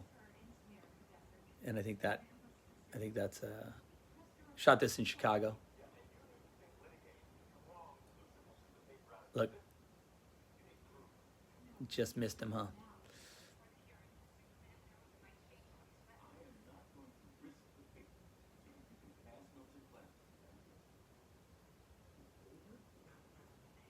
So again, this was back in Detroit at that courthouse. We brought in these statues and stuff, and you know, we were able to really. This was an amazing location. It served us really well. We used it for quite some time, and we were there so long. I think we built a small gym in the one of the offices that we would train in. You know, before we were shooting, we always liked to train. The gym I had.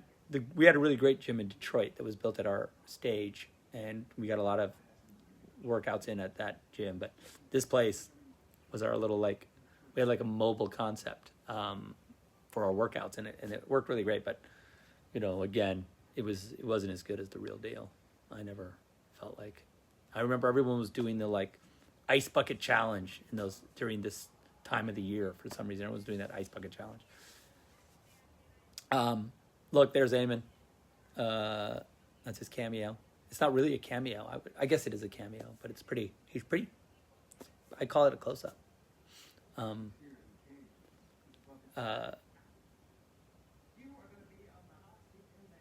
People have asked me whether that's my handwriting on the checks that Bruce receives in his office. You know, the handwritten notes.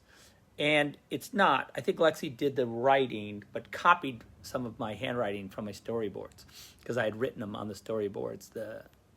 And she was copying my crazy, like, cryptic handwriting. So it was.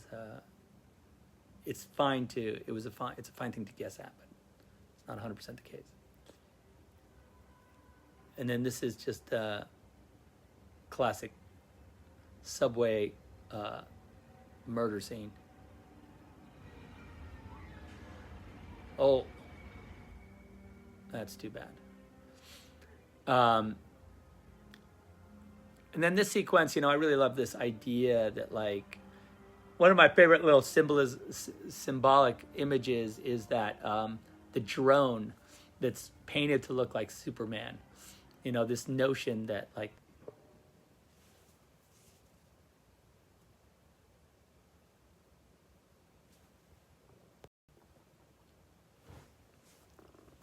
I don't know if I just got, did I just get disconnected? Let me just see what happened. I'm going to pause the movie. I'm going to pause the movie right here. I think I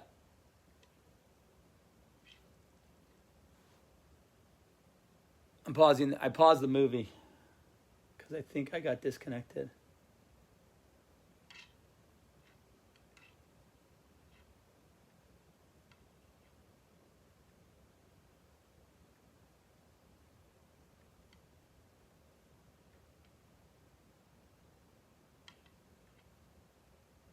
Don't pause. I did pause. So I'm going to, because I paused, and I shouldn't have, I'm going to show you guys where I am. Let me just get a better frame. Hang on, I'm going to play it.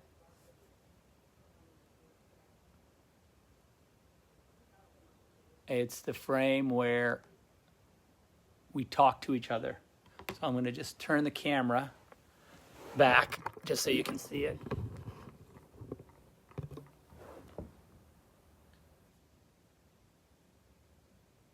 I'm going to use this frame.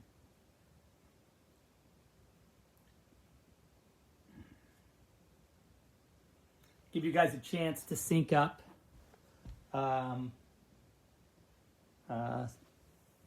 Just this frame right here. Senator Finch gesturing. I'm going to let you use that one to sync up.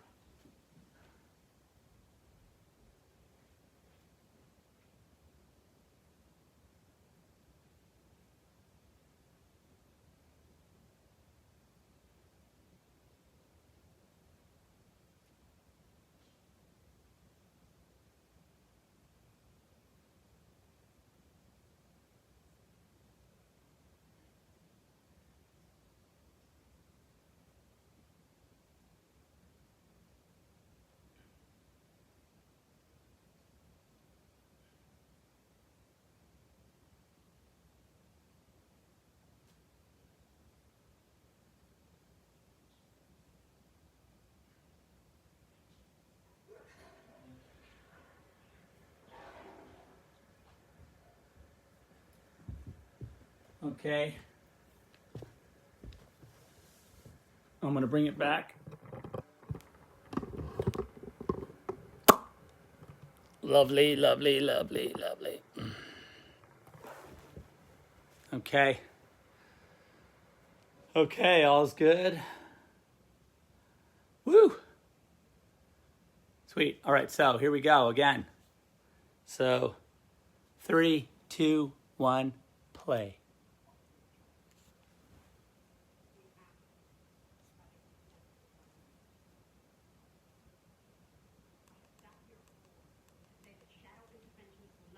All right. So let me just.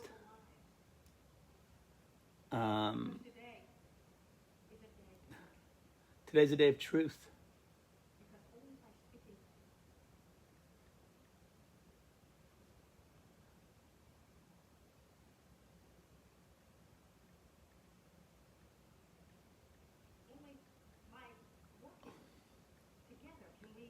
I'm sorry.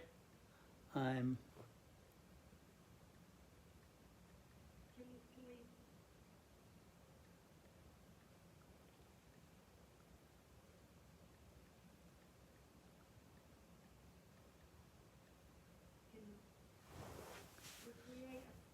Okay, so I'm back. I love this Grammy's peach tea concept. It's so.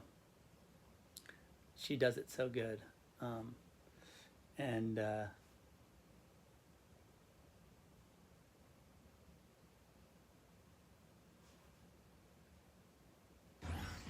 boom. Yeah, if I could tell you exactly where I am, just so you guys can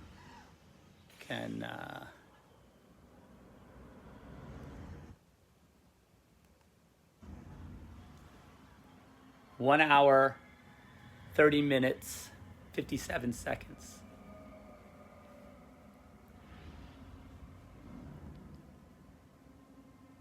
And then, so this shot of Clark inside Superman inside the burning building, like, you know, this idea, like he's literally moved to tears at the notion that he misjudged so badly, you know, what humanity is capable of, and like the pain, how deep the pain is for everyone, you know, like this notion, and that reflects exactly the opposite on Bruce, you know, as like this idea that Superman is responsible for this whole thing. I think that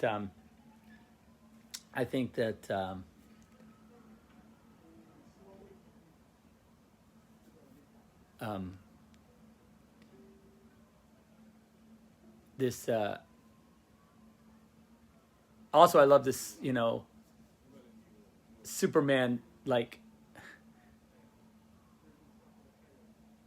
doing, like, physically helping everyone, but like emotionally, like he's out of place in this, like he knows how to like do the work of rescuing people and saving them, but it's like the cost is really reflected on him emotionally here, right? It's not black and white or simple, you know, and I think that's the pain really that he's going through right here, you know, and that Lois understands, but that's not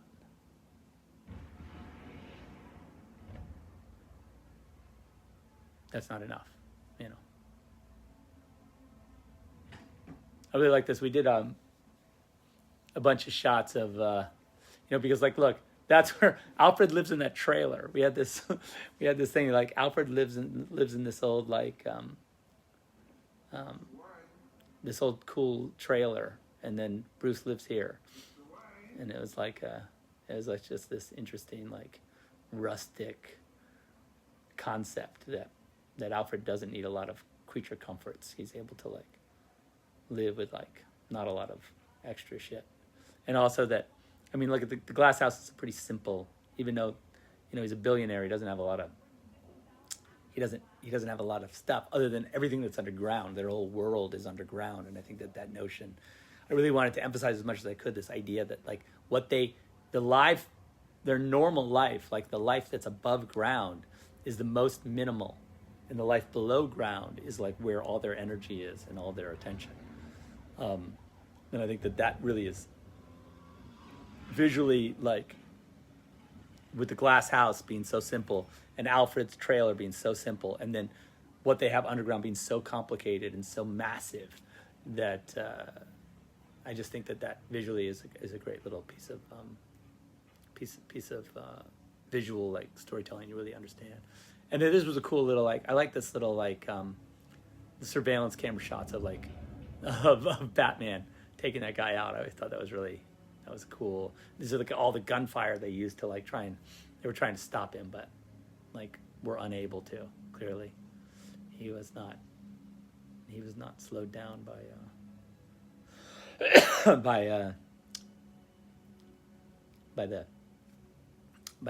the security guards, Lex's security guards. But on the other hand, like, look at Lex's reaction to the fact that the kryptonite is stolen. It's clearly part of his plan. Like, he's not at all surprised. We shot this sequence in a little, like, I think it was a Residence Inn, or like it was a what do you call it? One of those little hotels that literally was right around the street in Detroit from our stages. I think a lot of the crew were staying here, and then we just took over this hotel room, put a green screen outside. We shot this during the day, and we just tented this with a green screen. So this was a real hotel, but we just took control of it. So, but it was interesting that, like, we had to build this we had to tent this entire sort of side of the hotel to make it look like nighttime, and build that green screen in there. It does. And then if the close up of the S, you'll see that we put there's more, I think was more Kryptonian writing in the S in this version of the suit. We constantly were kind of tweaking the suit as we went. I just like this notion that, again, here's the, like, fingerprints. This was just like how Lex was going to get into the scout ship using Kryptonian DNA and or ID, like that the fact that his skin was now grafted to a Kryptonians, that he would be able to activate the scout ship because it would recognize him as Kryptonian. That was the notion. And then we have this, there's the key still in there from when, I think that's Zod's key. And then he pushes it in and activates the.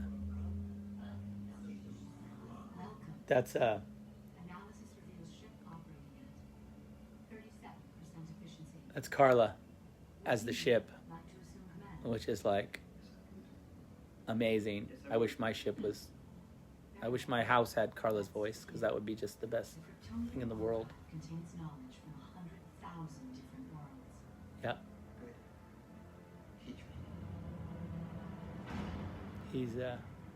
He's learning, and meanwhile,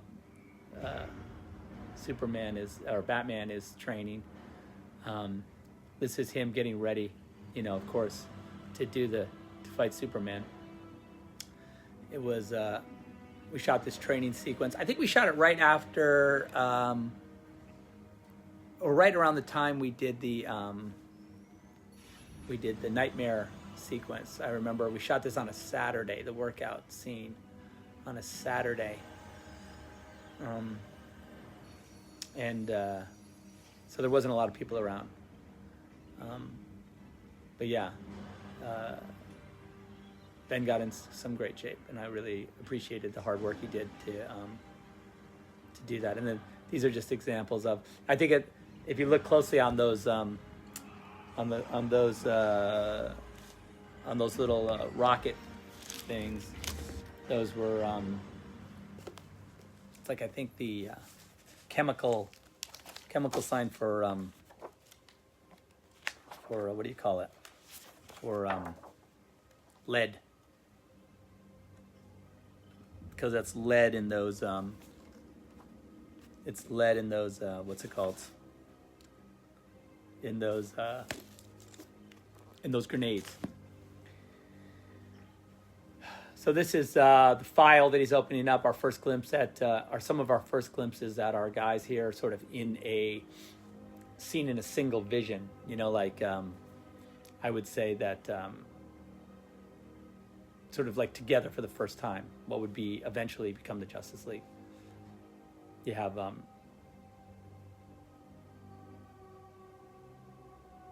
Diana at a bank in Paris. You have the image that we shot from the Wonder Woman movie. There's the team.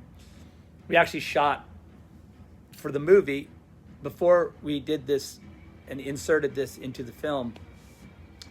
I had shot a placeholder because when we shot the film, when we shot BVS, we hadn't really finished the concept for Wonder Woman yet.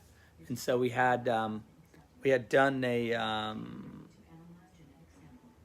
but the idea that Superman or that Batman was looking at an image from an early photographic image to show that, not a painting, but a photograph to prove that it's the same person, and that the photograph was 100 years old to show that she hadn't aged. That notion was in the film before we made the Wonder Woman movie. That was kind of the way to start with the Wonder Woman film as a concept, like that she had this group of guys a team of people that she was going after, Ares, you know, in this kind of notion. But anyway, so we had shot in Detroit. Steve Berkman, who shot the image of Wonder Woman from World War I, we had shot that previous with an image from the Crimean War. Originally, it had been the Crimean War because it was one of the early conflicts where photography was used, and I really wanted to really get the longest stretch possible. I think we originally talked about it being even the Civil War as a possibility. You know, just as far as, I mean, just in our early conversations, we were like, what would really, show the distance? And that idea was really fun to play around with. So we definitely had fun. And then so we shot originally another one of those images in Detroit, and I have it somewhere, but it exists.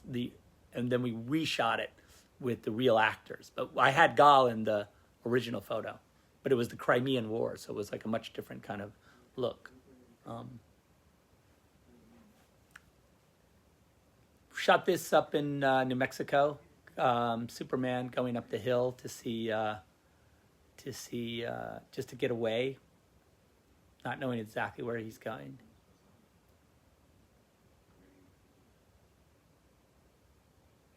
This was supposed to be like Bolivia or someplace like that. I don't know. Patagonia. I don't know exactly where we were supposed to be. So this is Lois. She's about to, start to put use her considerable skill set to put the whole thing together. And then this is this image of Lex with the world in his hand and his plan starting to come to fruition. I really like this notion of this romantic image of him on top of the world, looking out over his domain that he was about to. And then this was, the scene as doctored by Lex to really fuel the fire of this sort of domestic terrorist, you know, and really turn him into a what would look like a even more on the edge than he was, you know. And I think that we have this whole, you know, she has relationships, of course, with the cops, and she can, like, you know, she gets in and out of, you know, crime scenes and stuff. This is where she puts it together, you know, that it wasn't, you know, he has groceries, fresh food. Let's see. So there's Jenna again putting the thing together for, like, this. Jenna has, like, people in the crime lab that are, like, on her. It's pretty cool. I like the idea that see here, Lois gets the it's together.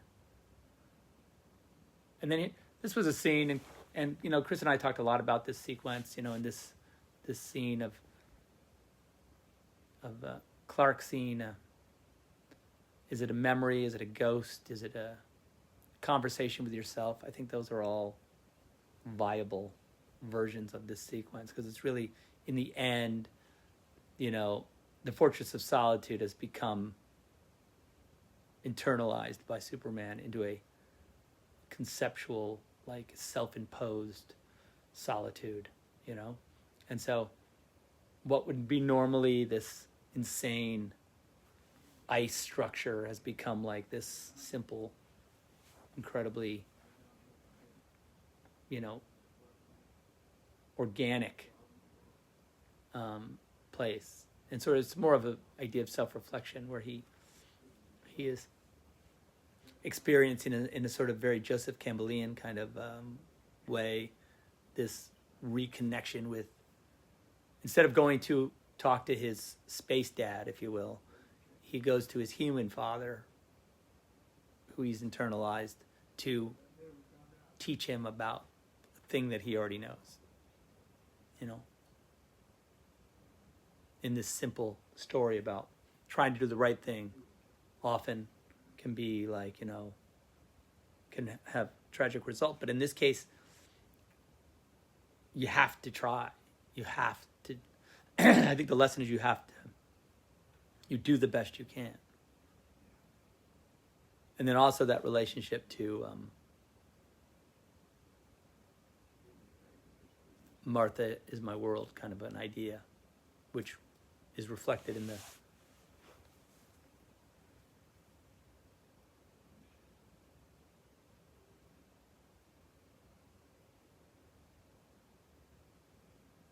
and then also, which is reflected in this notion that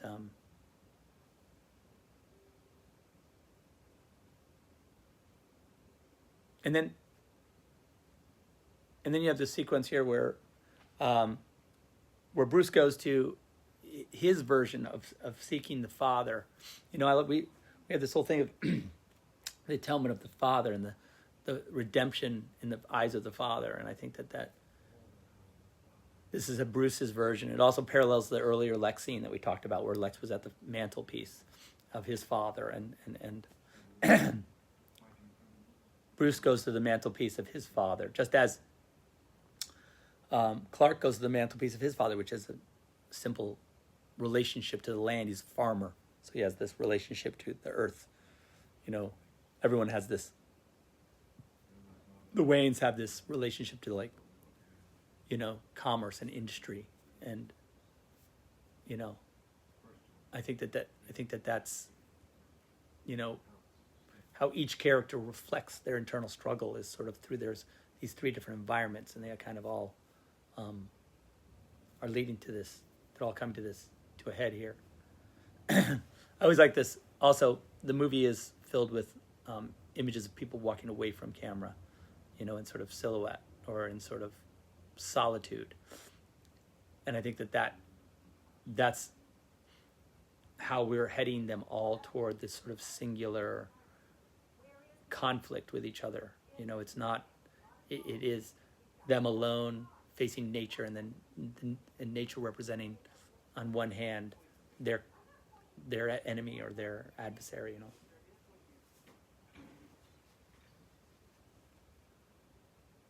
This kidnapping of Martha it's always fun to shoot these little sequences where, you know, we see I think it's Mike Justice is gonna jump out and grab her. This is the first look at the armor. And of course inspired by Dark Knight Returns. And then also the spear, of course, is like, you know, the spear that pierced the side of Christ, you know. It's very much very primitive weapon, you know, this notion that he would have to make a weapon that you thrust physically into your enemy is kind of crazy. He could have made a bullet or some kind of projectile out of it, but the spear, I felt, was a much more physical manifestation of him actually physically having to kill Superman. So, and then this is the kidnapping of Lois, which we shot in Chicago, and I think it's in the Daily Planet location, I believe.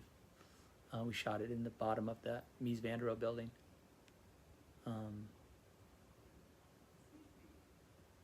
Yep. And then this was a pretty crazy sequence because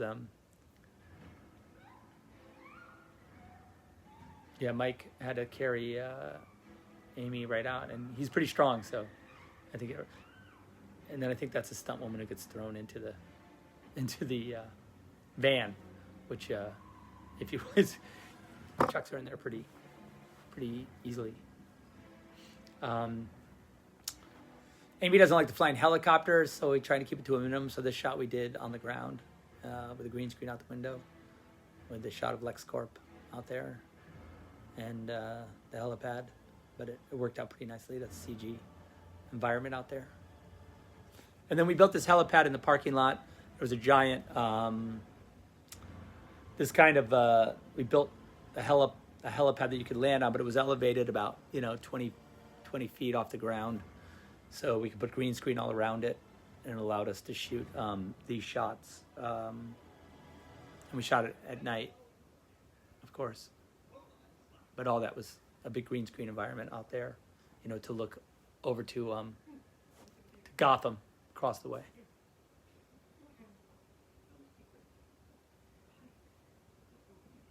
So you can still see the bat signal out there. These shots we did of you'll see coming up of the Polaroids. I did those. I shot those on my phone, and then we printed them into a Polaroid. I shot them in pre-production.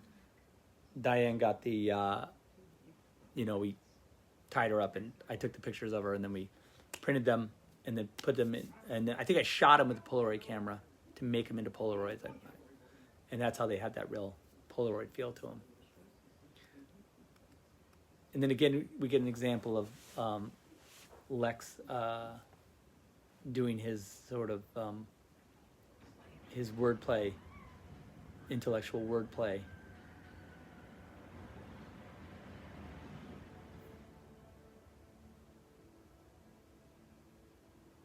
There's Superman returning, of course, after the conversation with his father. He's come back, understanding that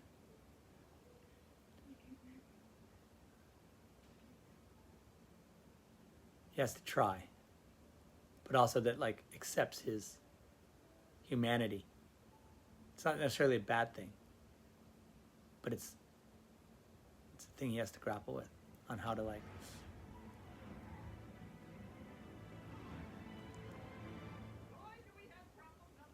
So he's recharged, he's re-energized, but he doesn't understand the checkmate that he's about to walk into. I think that's the.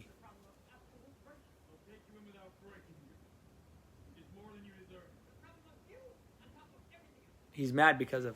At first, he's mad now because of what he's the lowest aspect of the threat. I mean, he was.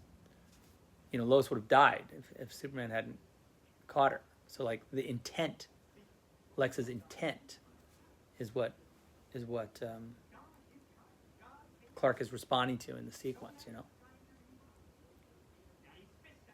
Fists and abominations is implication by implication.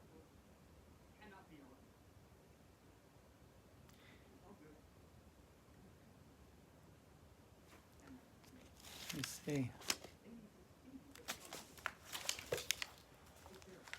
This means something. Here is the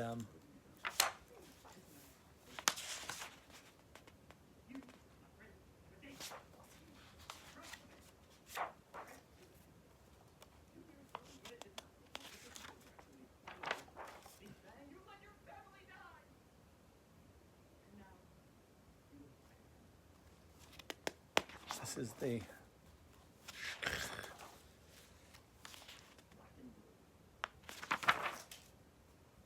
This is the kidnapping of Lois. Let me just see if I can find where we are right now. I mean, the kidnapping of Martha. Yeah, so here's the. This is some of the helicopter with Lex.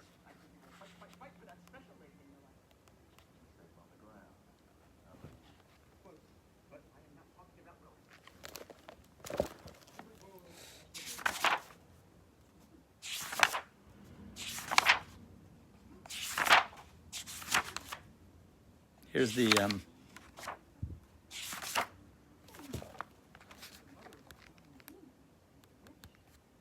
those are the Polaroids.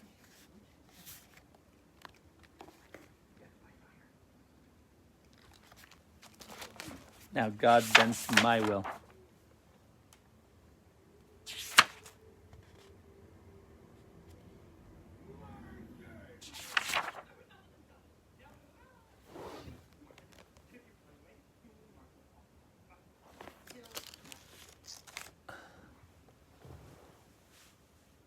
See, it's a cool. I just see this line. Now God bends to my will.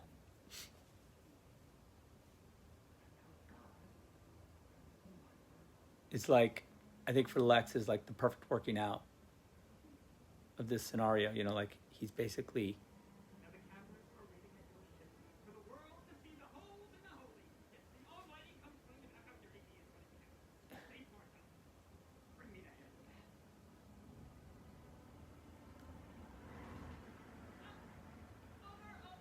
Yeah.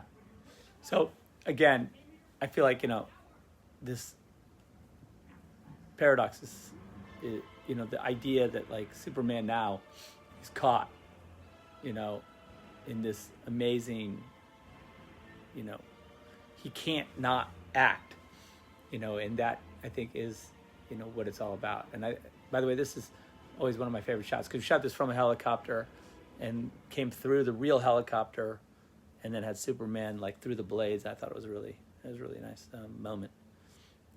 This is the warehouse, coming up to the warehouse fight. Damon and the guys did a really great job of pre-visiting this fight biz that's coming up. It was the first thing we shot, one of the first things we shot in the movie. I think it took us a week to shoot it, maybe a little more. And so it was like Ben's, I think, first stuff on the movie. It was, it got us all kind of warmed up. We like to, a lot of times when we shoot, we like to start with a big action scene. And I think that it makes production nervous because a lot of times when you start with an action scene, you can really easily fall behind because action sequences are notoriously hard to photograph. But Damon and his guys, and my relationship with Damon, and the way we work together and everything, we actually do we do our better work, not better but faster when we're doing something like this, some kind of big action sequence, and so it gets us warmed up, and it's fun to make those shots immediately, I think, and it's inspiring to everyone to to do some cool big Batman sequence, and so we had fun shooting it. But it's coming up. Those are all the Action Comics, Eamon's Action Comics there on the bed, which is a little cameo by the actual comic books, and that's the Action Comics #1. I forget the ones we had. I'd have to ask Eamon again what comics they were, but I think they were I think we had Wonder Woman #1, first appearance of Batman, or Batman #1, Detective Comics #1. We had Action Comics #1, first appearance of Wonder Woman, or Wonder Woman #1. So it was all those. He literally had those. Those are all on the bed right there. So expensive amount of comic books for reading material. But again, it's just an Easter egg. There's the photo again. Steven did a great job. Steven's an amazing photographer. He also went to school with me. He is a master of the, sort of glass photography, and has always done he's worked on a bunch of movies, always shooting that, as well as he's an amazing artist in his own right. I think he has a book about to come out. So Steven Berkman, you can look him up. He's a really, really inspired and awesome guy. So this was our first. Here's Ezra that we shot in and that's Spider as the robber, who's a stuntman that I work with a lot in a lot of my movies, and he's an amazing athlete and actor. So it's great to see him. Always good to see him, and great to have him on set. Here's the Momoa debut shot where he comes with his glowing eyes out of the wreckage of a ship. The concept here was that he had his, to me it was like he had probably trained with his mother's trident a couple times with Valko, but he wasn't keeping it himself. And so Valko kept the trident with him, and as needed, if they were training or he would get it from him, and always give it back. But he never took it up as a real mantle. And then here's the creation of Cyborg. You can see it back there.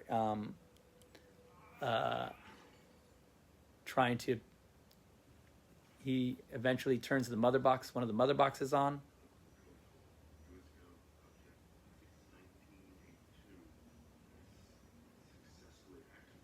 So he got it to work, and now the mother box is going to rebuild Victor. So that's why he has apocalyptic technology. So he is really substantially impossible to kill, and I mean not impossible to kill, but he has incredible otherworldly technology. You should drink some water. Lord knows you could get dehydrated watching this long motion picture. On the roof, Lois. Oh, go to the bat signal. Here he is waiting. Again, these two parallels. Remember we saw Superman earlier in the sky as God. Now we see him in a storm as this vengeful, sort of wrathful God. It's an interesting parallel. But that's the way Batman sees him. But in truth, Superman has come pleading for Batman to help him because he needs to find his mother.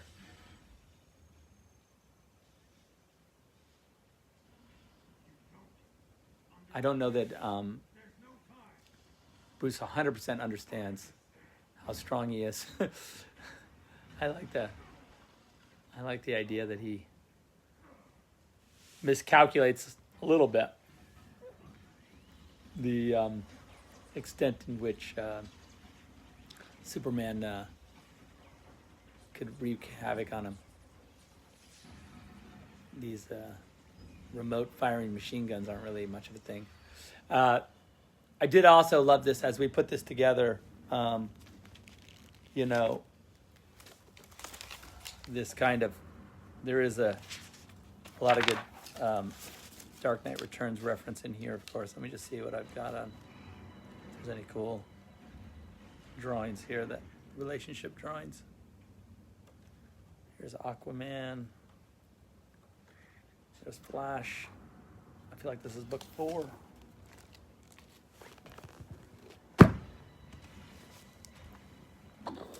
It's cool, all CG shot there.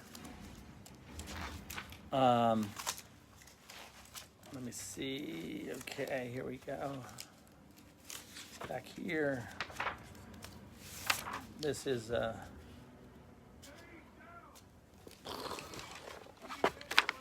here's some of the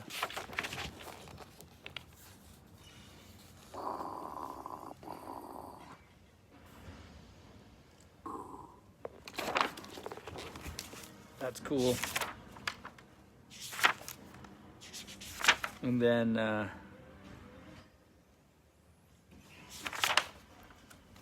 this sequence here, you'll see there's this is the lead cloud worked, and now he's breathing the kryptonite gas that he's created, of course, obviously. I like also, if you look at that little detail in the armor where Superman grabbed him.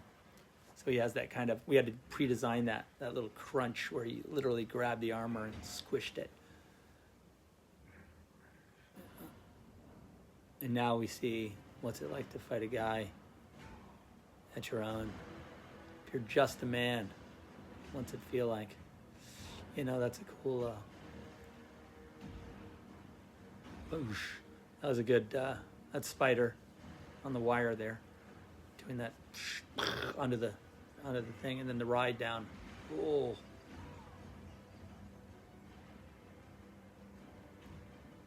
This was all, we had this big set that we built. It was actually two stories.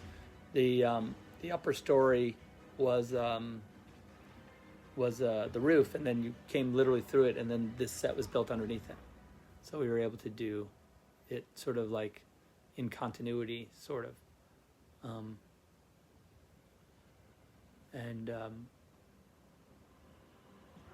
How long does the kryptonite effects last? I don't know. We always felt like this hole in the wall looked like a shrimp. Or, see that? Or like a...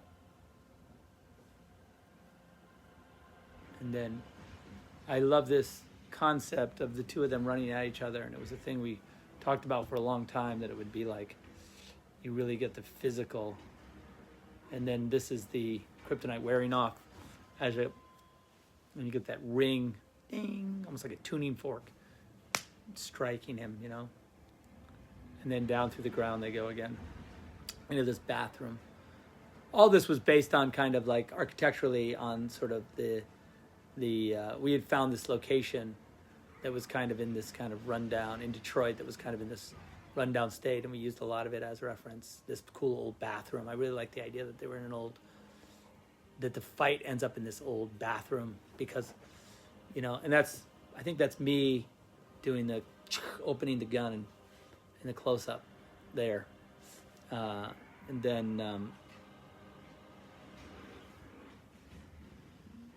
he gets a shot in on the helmet, kind of breaks it. You know, which is also symbolic. Like, I think I like this idea that that Batman's, you know, mask is being removed, you know, revealing his sort of true nature. You know, like he's literally not, his face is not hidden, you know, anymore. So it's like, this is really his true intent, you know.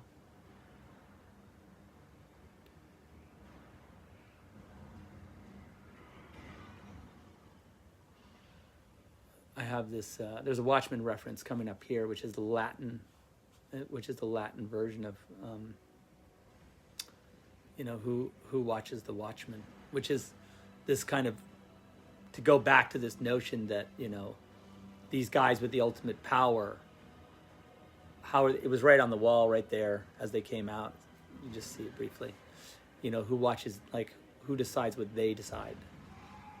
And I like the idea that's these two gods sort of battling, that owe it themselves, that owe their morality and their actions are overseen by only themselves. It's a very interesting notion.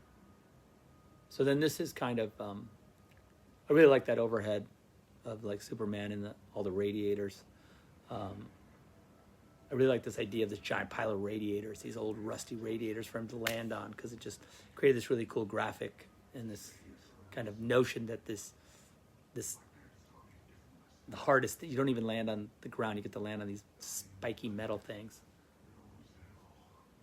And then this one image here of flinging Batman, I think Jared had done a painting of like Batman on the end of this, or Superman on the end of this rope, or the end of the grappling hook. And I really liked it, so we were able to kind of figure out how to do it, physically do it, if you force it to. Yeah, which I think sums up sort of a philosophical, like, he's come to this, all the way to this notion that like he can only live in a world that he forces into a morality that he can justify. But in the end, he's about to discover that, like, it doesn't necessarily, his actions can easily go too far, and that he can become what he observes and that what he hates, which the very thing he's fighting against.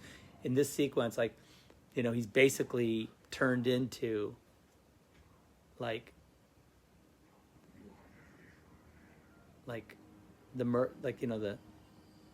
murderer of his parents in a way, because like he's allowing them to kill Martha. So like, is he responsible for the death of Martha? Has he become basically 100% the thing that he blinded by his hatred, he's become the thing he hates. But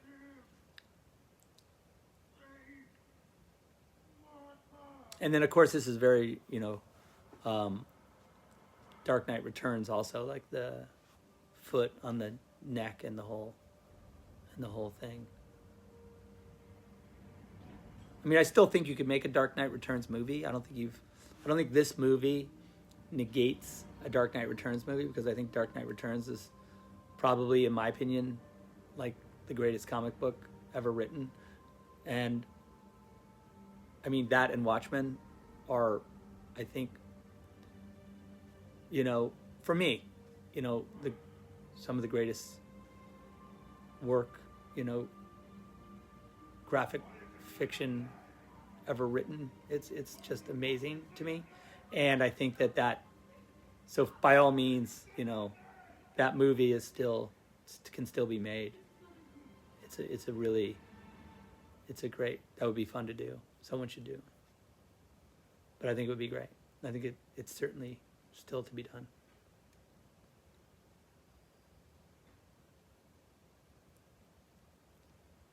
And then, yeah, this is he's come to the crux of his conflict now, and realizes that he's inches away from disaster. Yeah, it's interesting that when you think about, the things that, this is also another Dark Knight Returns, semi-Dark Knight Returns moment. People have argued with me about whether or not Batman in Dark Knight Returns shoots the guy, but I think it's pretty obvious he does. But you tell me. I just see what I see. But this is we're coming up to the warehouse battle. And I think Batman has like been reinvigorated to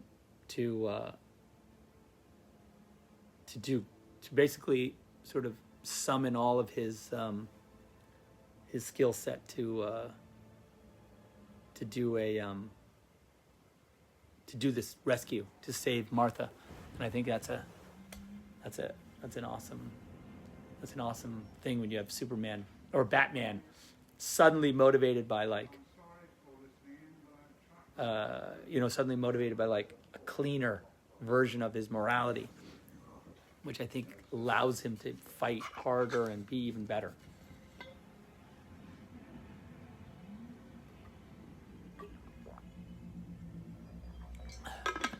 I like that CG shot of of the light shining on the old train station. It's cool.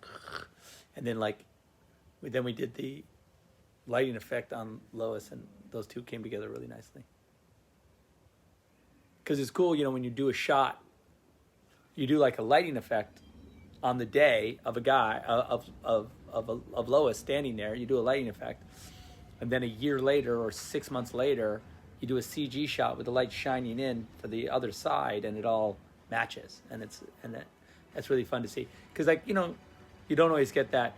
The reality of that is that it doesn't really happen immediately. A lot of times we make a movie, these guys are fine too, and none of these guys got hurt. They're 100% fine. We just didn't bother to shoot the shots where they get up, but of course they're fine. They're wearing fire retardant clothing, and so they're 100% fine. But yeah, so it's that idea of like being able to see, when you shoot a normal movie, you actually see the two shots cut together and you understand that they work. It's another thing to make a movie where you shoot one side and then in a year you see the other side and then you see if it works. But that's part of the fun of making these kind of films. But you make these kinds of images, where guys are smashing through windows and stuff, and you hope that they get realized kind of how you want it. But I'm trying to see if there's let me just see if there's yeah, here we go.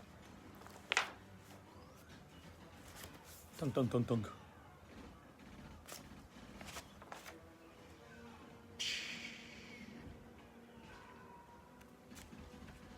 See, this one is where he jumps through the window. It's even better than in the movie because it actually makes the bat shape.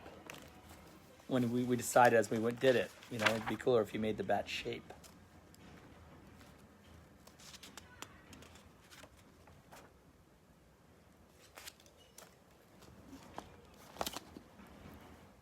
They shouldn't see. He should not have pulled that grenade. That's his fault.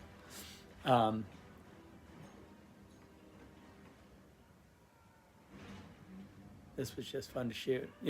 Look, in the end, when you make a movie like this and you have like the opportunity to have Batman fighting a bunch of thugs in a warehouse, you kind of realize as you're doing it this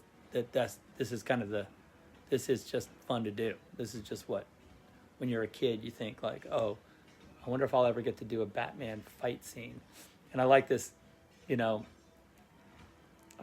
our fighting is like, Batman is pretty good at this.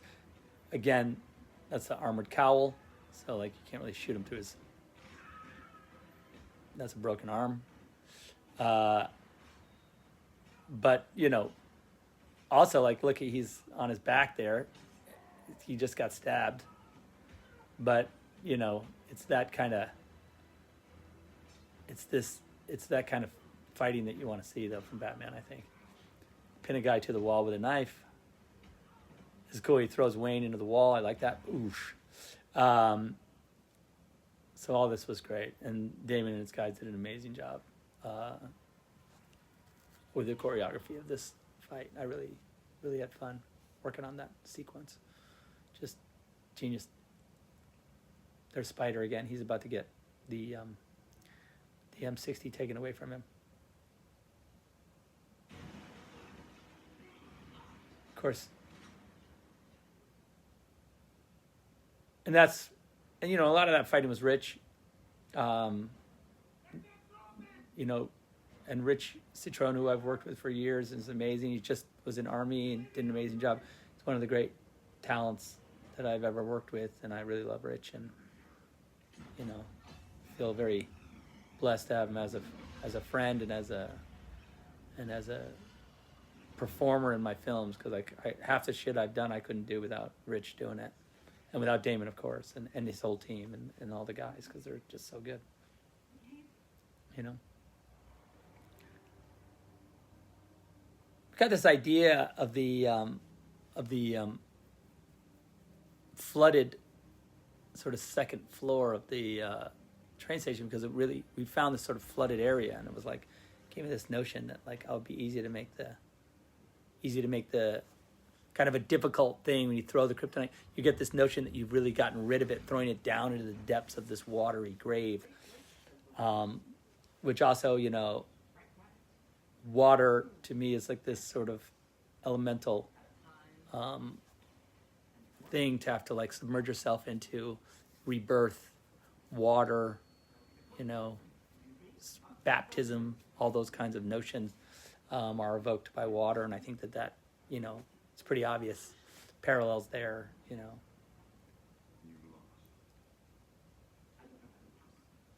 I think that the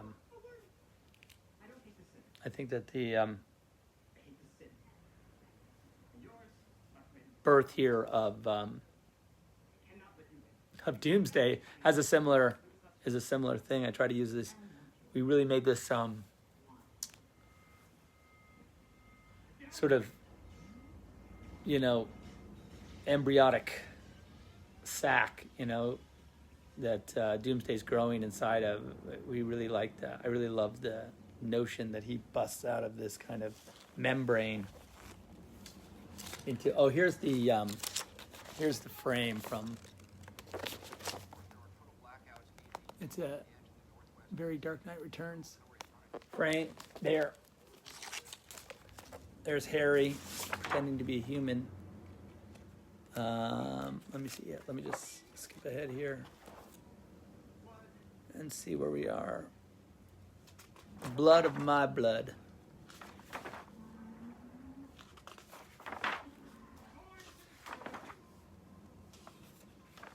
There's.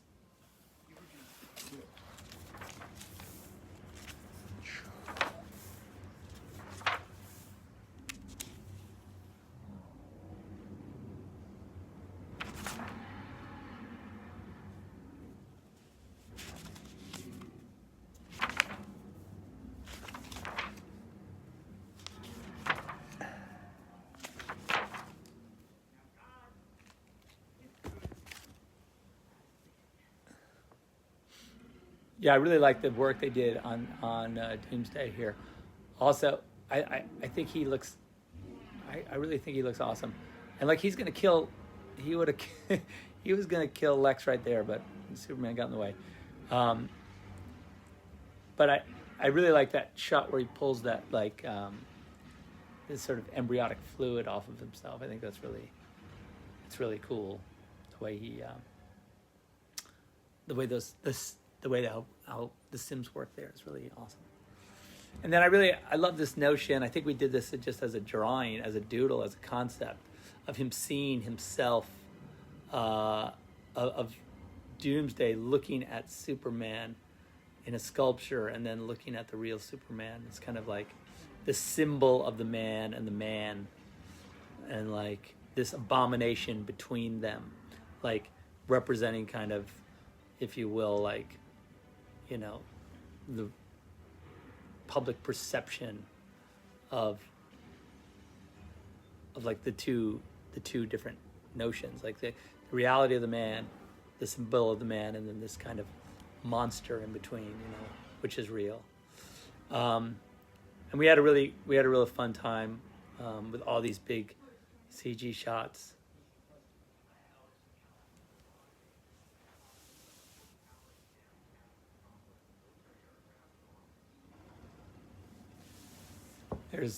There's Commander Ferris doing her thing. Christina, who lives in Pasadena, with right by me, is here for coffee sometimes. Amazing person and gifted actor. Here we are with Diana. She's getting on the plane. She's going to head out, and we did this. We did do this like Turkish Airways gave us the airplane, and we did a little partnership with them. I think we did a series of TV commercials, if you've seen them, where Ben is on a plane, and it's kind of a cute little ad. But they were kind enough to give us that airplane. They flew it to us and parked it in Chicago at the airport, and then we were able to shoot it, and so it worked out really great to have this airplane.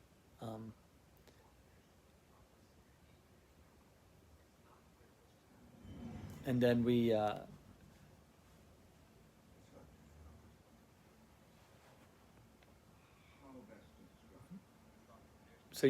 this was the first time kind of we hear Miss Prince. So that's the first time we really hear that Diana Prince. You know, it's kind of a cool way to sort of introduce the name, you know, the comic book name, to the world, you know.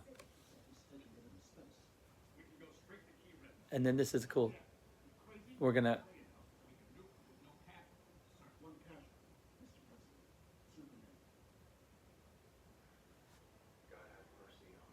Patrick Wilson is the president, playing the president here. Then we did this little, we built this little sort of nuclear launch bunker, which was fun to build. Built that big door, that was fun to build, and we, had the guys running through it. And then love this through the leaves shot, which is, a cool way to show a nuclear missile launching, to show the sort of, it's always cool to do images where you see this kind of hugely destructive, physically destructive weapon like a ICBM or whatever this is, tactical nuke, and then some sort of incredibly organic thing like leaves, and those two things mixed together, because I think that, it's almost like, it's like a way of describing two incredibly contradictory elements, which is always, it's fun to see. And so then here we have this, image of what would look, I think at first glance, like something, everyone knows Superman was up there, and then into Stryker's Island, and Projectile 2 is would be Superman, and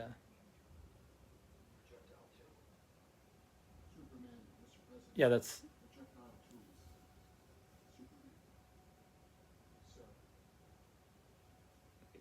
it's like, it's like Red Badge of Courage. I don't know if you've read that book, the Civil War book, which has a lot of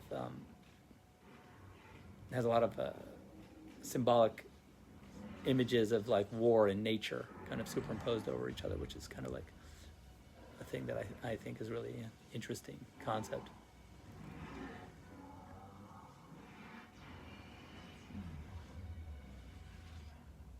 So this was the first boosh that we called it booshing. I know that's a weird. Everything that superheroes do that's like big and powerful, we call booshing. Even like when Wonder Woman goes like this, we call it booshing. So so he booshed there the Doomsday, and the notion was that he would charge up and do that, and then that would be that would, because we're going to use it later, of course, when he destroys starts to that's how he would eventually destroy the world, you know. So now also he's grown his spikes, you know. He's getting a kind of more of a classic Doomsday look as he goes, as he evolves, and that was a thing that we talked about, you know, wanting to give him that classic Doomsday appearance with the bony shards coming through. It's cool to see the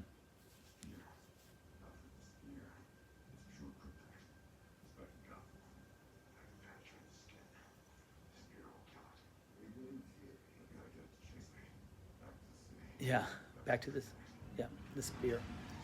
So,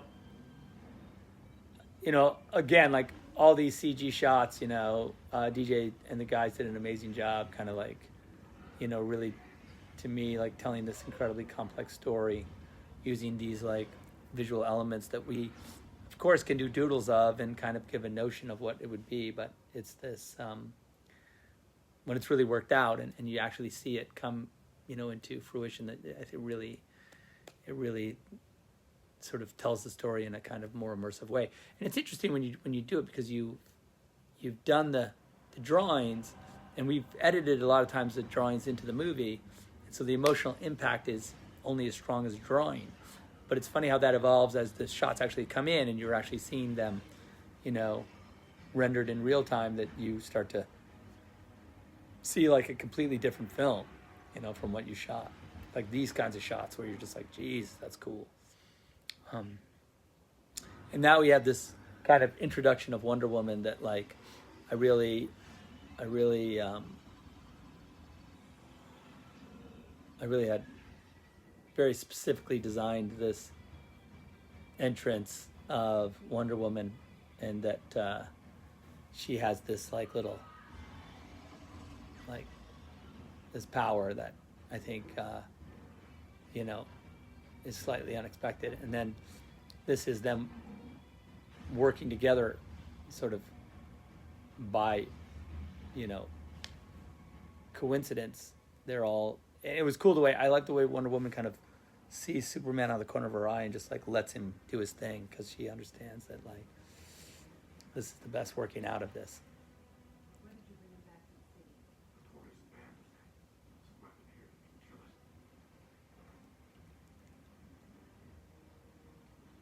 And then this allows the even Batman's able to, like, you know, lure the monster back to a place where they could fight him without it being like hugely. He's not.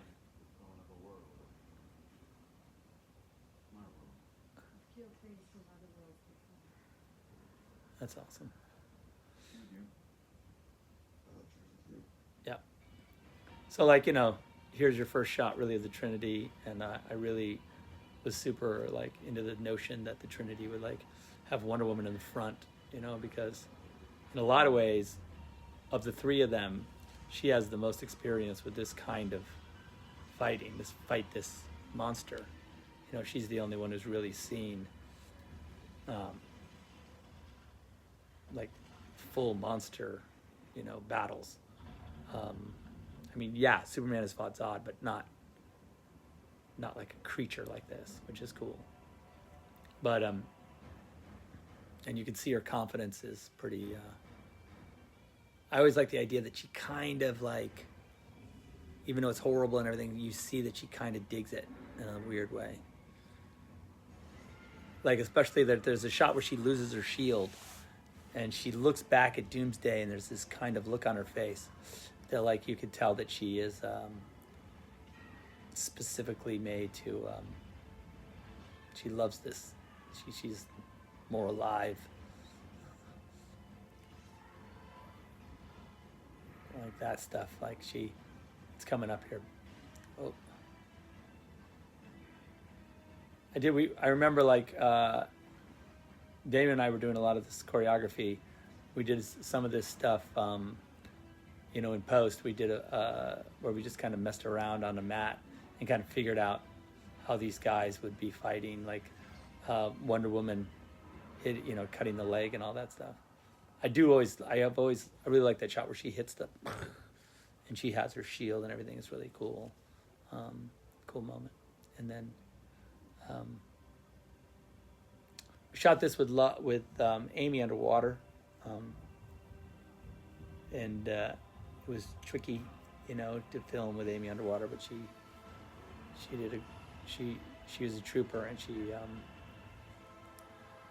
really hung in there and was able to hold her breath and be really under that kind of scary little thing there. It's not easy to do. It's easy to panic, when you're under a thing and you have to go out to breathe. So she did an amazing job. I mean, not just she's an incredible actor and she's like one of the most talented people I know, but also physically to be able to do this kind of thing and then pretend like you're running out of air when you are physically running out of air. It's a difficult thing.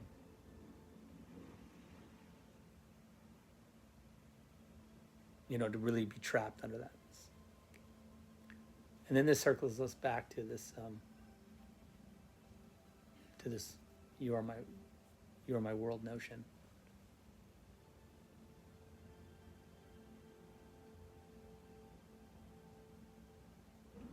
The idea for me was always that if Superman, the thing that causes Superman to succumb to the anti-life equation at some point would be the death of Lois, because it would so off-put him that he would so upset him that he would be vulnerable to to the possibility of getting of this anti-life equation taking him over, because he would be so distraught. There's some crosses references, we have a lot of there's a massive, even just in the I'm a big fan of Tiepolo, and I'm a big fan of Renaissance paintings of crucifixion and Jesus descending the cross was a big inspiration for the lowering of him. And again, it's just as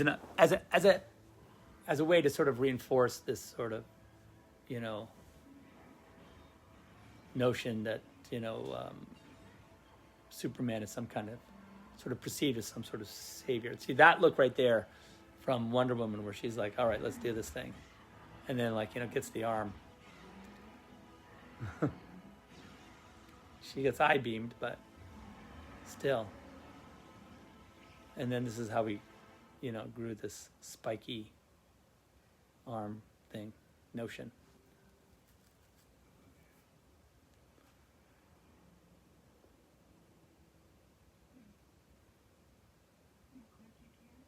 Yeah.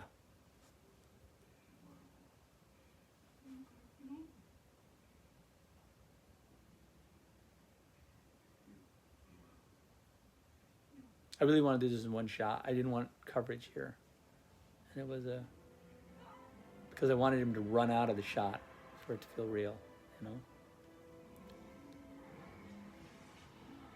And then this is all three of them kind of working together really for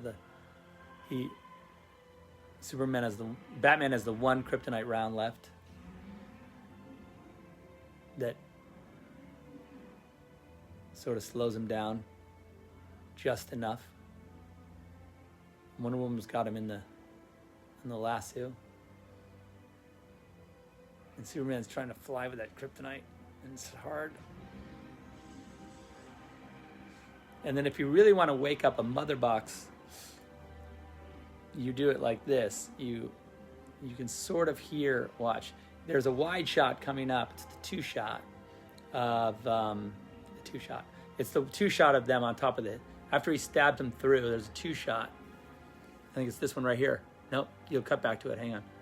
He Excaliburs. We have this Excalibur moment where they come together.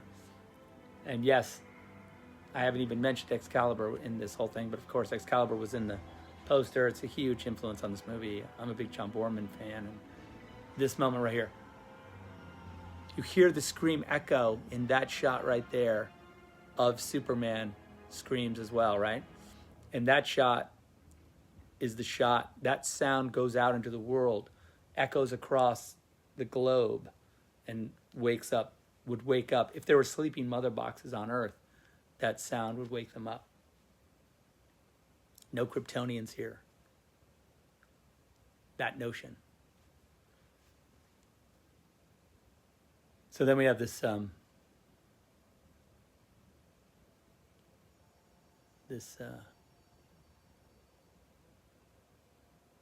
shot of lowering Superman coming up. This is the descending the cross shot where he's lowering him down with the cape, just like you could see how they. And this is like a. And then the Pieta, of course, Michelangelo. But there, you can see the crosses and it's pretty straight. I mean, it's not like a super, it's pretty straightforward as far as like reference goes. I mean, it's not really that cryptic. It's pretty on the nose.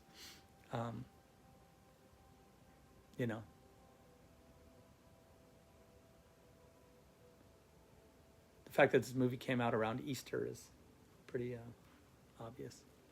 And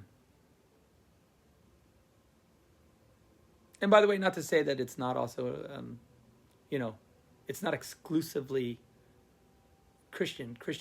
It uses Christian metaphor because I think it's universal in its sort of Joseph Campbellian iconographic imagery that we are programmed with, in pop culture, even beyond religion, and so therefore we are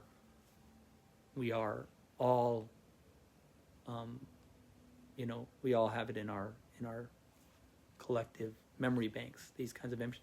That's my favorite Batman shot in the movie. I love that shot where he ducks under the thing and he's just with the fire behind him, and it's just very. I just think it's cool, and there's a sort of Pieta and kind of. There's the telephone poles and there's a crow back there, and yeah, it's all the stuff. And then here we have basically, of course, the response team is going into the scout ship because they know Lex is in there. He's basically responsible for all this. And in the meantime, he's been communing with Steppenwolf. There's the 3 mother boxes, the lasers, and then he shuts the signal off right before, right as the guys get there. But Lex is now part of the plan, I would say, in some way. He is... And then this is the beginning of Lex taking on the role, his iconic role. All this was shot in IMAX as well, these images, with IMAX cameras and everything. And we really shaved Jesse's head in this sequence. We shot it on camera. And then this was a shot we did again with the big IMAX camera, big dolly and rack focus to the newspaper. Super tricky shot, but...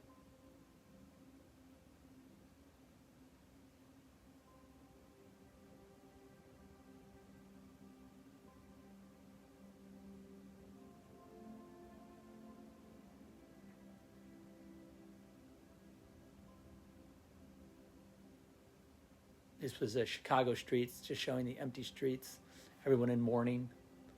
This was just like a windy thing we shot, but it was some cool wind, so we shot that. Empty barber shops and stuff. We shot on a Sunday morning, so there was no one really around anyway. So we were able to shoot all these different little locations to sort of tell the story of. And then this was our Daily Planet. Everyone's at the memorial. I think there's a J placard somewhere in there. And then these big beautiful Kansas shots of the Kent farm. I think when you see this in IMAX, in true IMAX, it's pretty epic. Even these shots of the food are pretty epic. Now what we did here was this was all the crew. There goes Debbie. There's Eamon back there. This was all of us because we didn't want people to know. So we tried to keep it to only the most intimate people of the crew, so there wouldn't be a lot of extras around to blow the ending that Superman died. So this was all pretty much us. You know.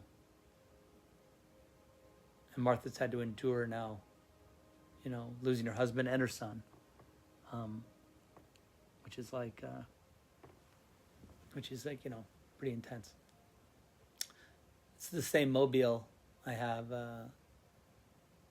Cash, my son Cash has in his bedroom, that mobile.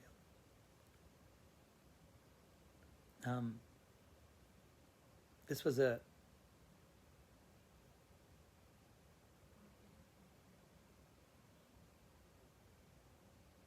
you know, this idea that, you know, he had sent the ring to Martha. I think the plan was like at Thanksgiving or something to ask her, and that way he knew that she wouldn't see it on it, like in his pocket, or find it out, so he could really pop the question in a dramatic way. So, and it's like, you know, I didn't want the ring to be too big, but maybe he made it. I don't know. I didn't think of that till just now. He crushed some coal and made the ring. This funeral procession was based on I like this notion that if you have read into any of the accounts of the Frank Lloyd Wright, when his wife was killed, they did a ceremony that was the way they made it. Like, he built the casket, and was very, really interesting. And then, of course, it was JFK was the other one. And it was like you have these two funerals happening at the same time for the same person. One that is the most intimate and sort of the most simple. And then one where, you know, that is the most public and the most full of ritual. Both have ritual, but one publicly facing and one privately facing. Even with the cannons firing, I wanted to because all these things relate. You know, there's the cyclical nature of the movie. Like I said, like the gun, Damon firing or Joe Chill firing the gun, and the shell casings bouncing, with these shell cases bouncing. All of those. If you watch the movie in this kind of cyclical way, you'll see that all those images are kind of wrapped together into, you know, death of Superman almost being this cathartic thing, where the death of the Waynes was this kind of like a thing that broke something, where this is the thing that could heal, even though it's a funeral. Also, the cool thing about the howitzers were, like, I want to use, like, you know, when they fire the howitzers for at a funeral, you know, they fire the howitzers like when people, you know, military guys at funerals, but they use these special ones that only have these kind of small. They don't really. Then we got the real howitzers, because I thought it would be cooler to have, you see the recoil and the giant shell casing. So it was fun to film those because they were so powerful and crazy. So there just goes. There's Clay. That's the whole group.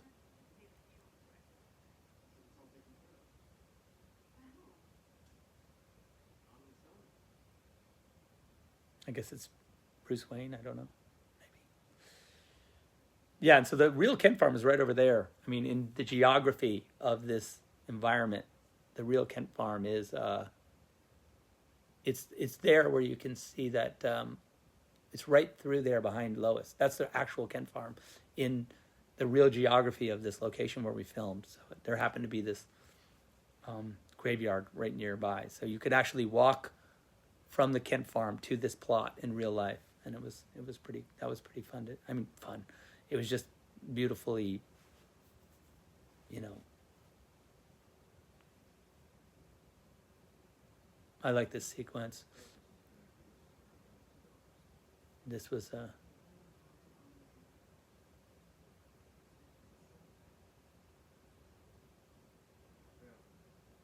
this is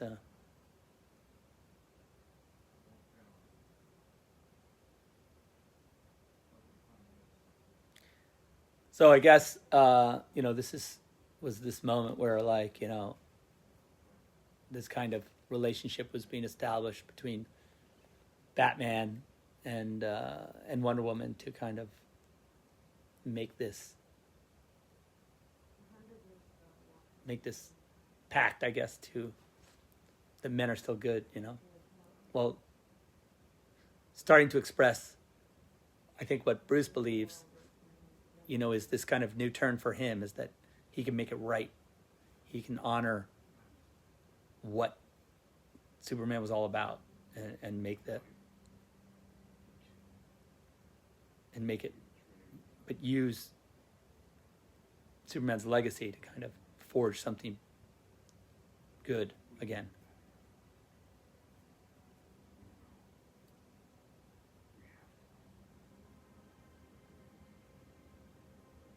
Yeah. I think that these, by the way, these images in IMAX again, are something to see. I don't know if how many people you could actually saw the movie in true film IMAX at in the big rectangle, the big 143 square that it jumps out to. But that was really, it was unbelievable when you saw it. I mean, it was just cool. These images at that size, it's just really cool.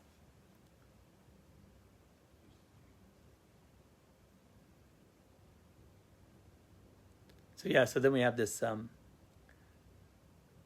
this notion that Lex has communicated with Steppenwolf, and then I think the implication is that from Steppenwolf has told him that he serves something greater in Darkseid, So Darkseid, even at this point, he doesn't know that the anti-life equation is here, but he does know that the mother boxes are here and that this planet is ripe for conquest, as Darkseid would naturally be looking for something to take over. But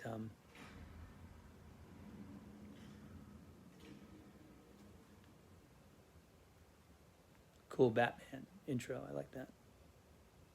And of course, Lex is not surprised to see him, but scared.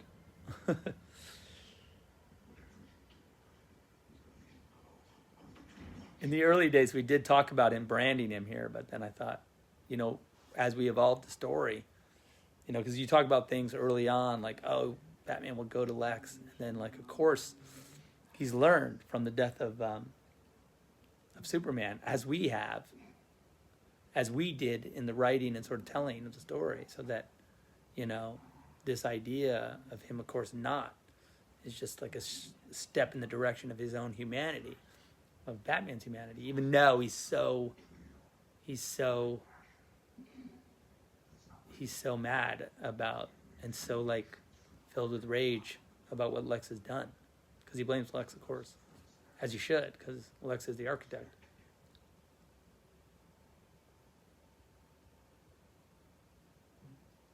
And so, but this notion that he's going to send him to what's it called? To Arkham Asylum is kind of a fun idea, because we get to see. But you're starting to get you're on your way to the iconographic Lex. If you were to see Lex out of prison, of course he would keep his head shaved,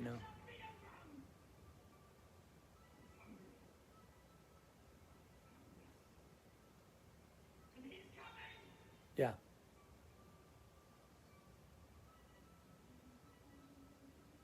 So, and then there's I think that's a Star Wars reference on his shirt. TK421. Then that's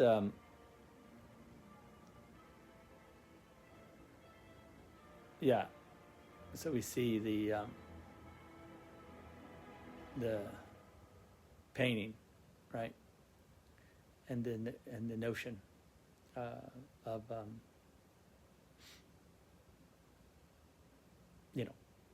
symbolically that Steppenwolf and or Darkseid are coming for us, you know, and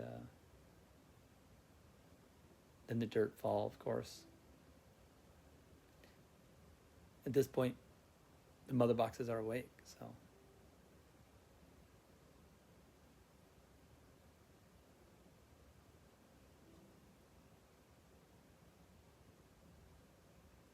Again, this was all IMAX on the day. So this would have been a big square, these images. I mean, that's the true aspect ratio that we shot them at. 1:4:3, not letterbox like this. And then a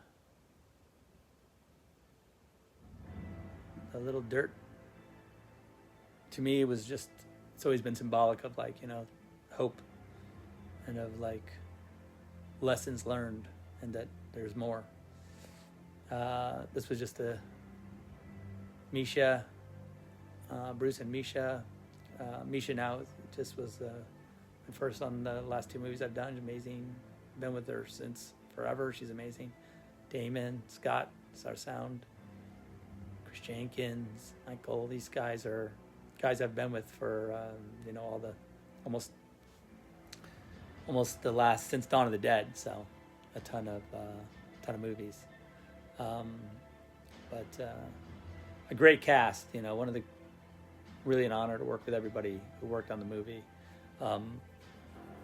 because they all did such an amazing job and really couldn't ask for more from the crew, and really the entire group was amazing. And Larry, who did such a great job shooting the movie. You know, it was a really difficult shoot, long shoot, and Larry was like just there constantly making great shots every day for me, and I couldn't ask for more.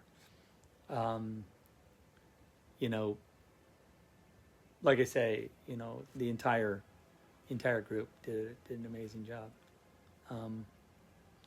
It's funny to go through the movie like this because really just tip of the iceberg on every single scene and every single setup. You know, sometimes, sorry if I got off on some tangents, but that's just how it is. Let's see, I got some last images here in the book. You know, like here's some of the shots from the casket. There's the shell casing, the overheads.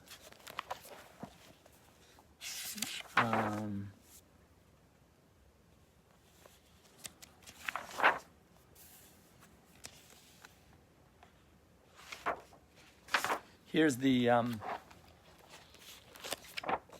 the picture going into the casket. There's Lois curled up and with the planet mobile floating above her. That image.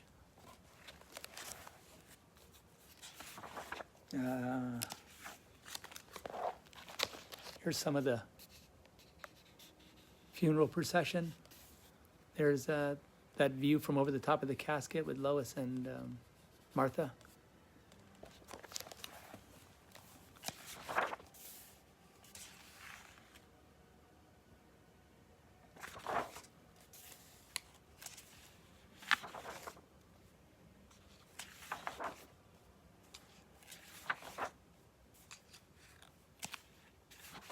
Here's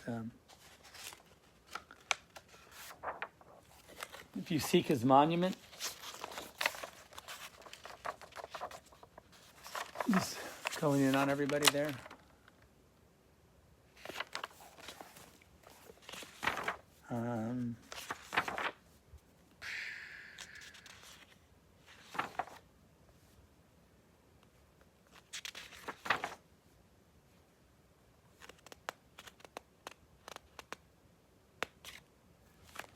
Here's the devil's painting concept turned around.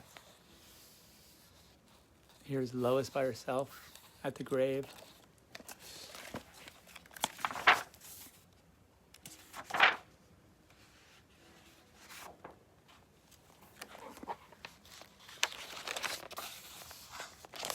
There's Lois dropping the dirt and walking away. And then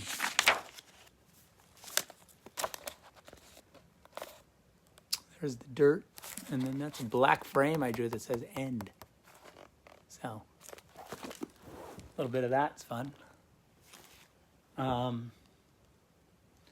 Yeah, really, really fun, guys, to go through the movie with you. It was fun to see it. I haven't seen it. We watched it, a year ago at the thing, so that was really fun. And but I didn't talk through it. I just watched it. But this is the first time. And Stefan Sonnenfeld, who did the color, who's colored all my movies forever. I'm just looking at the credits. And was really, has been a great collaborator with me for, I did TV commercials with him, from the 90s, the mid-90s till now. So I've known him for a long time, and he's been a great friend and a great ally in all this work.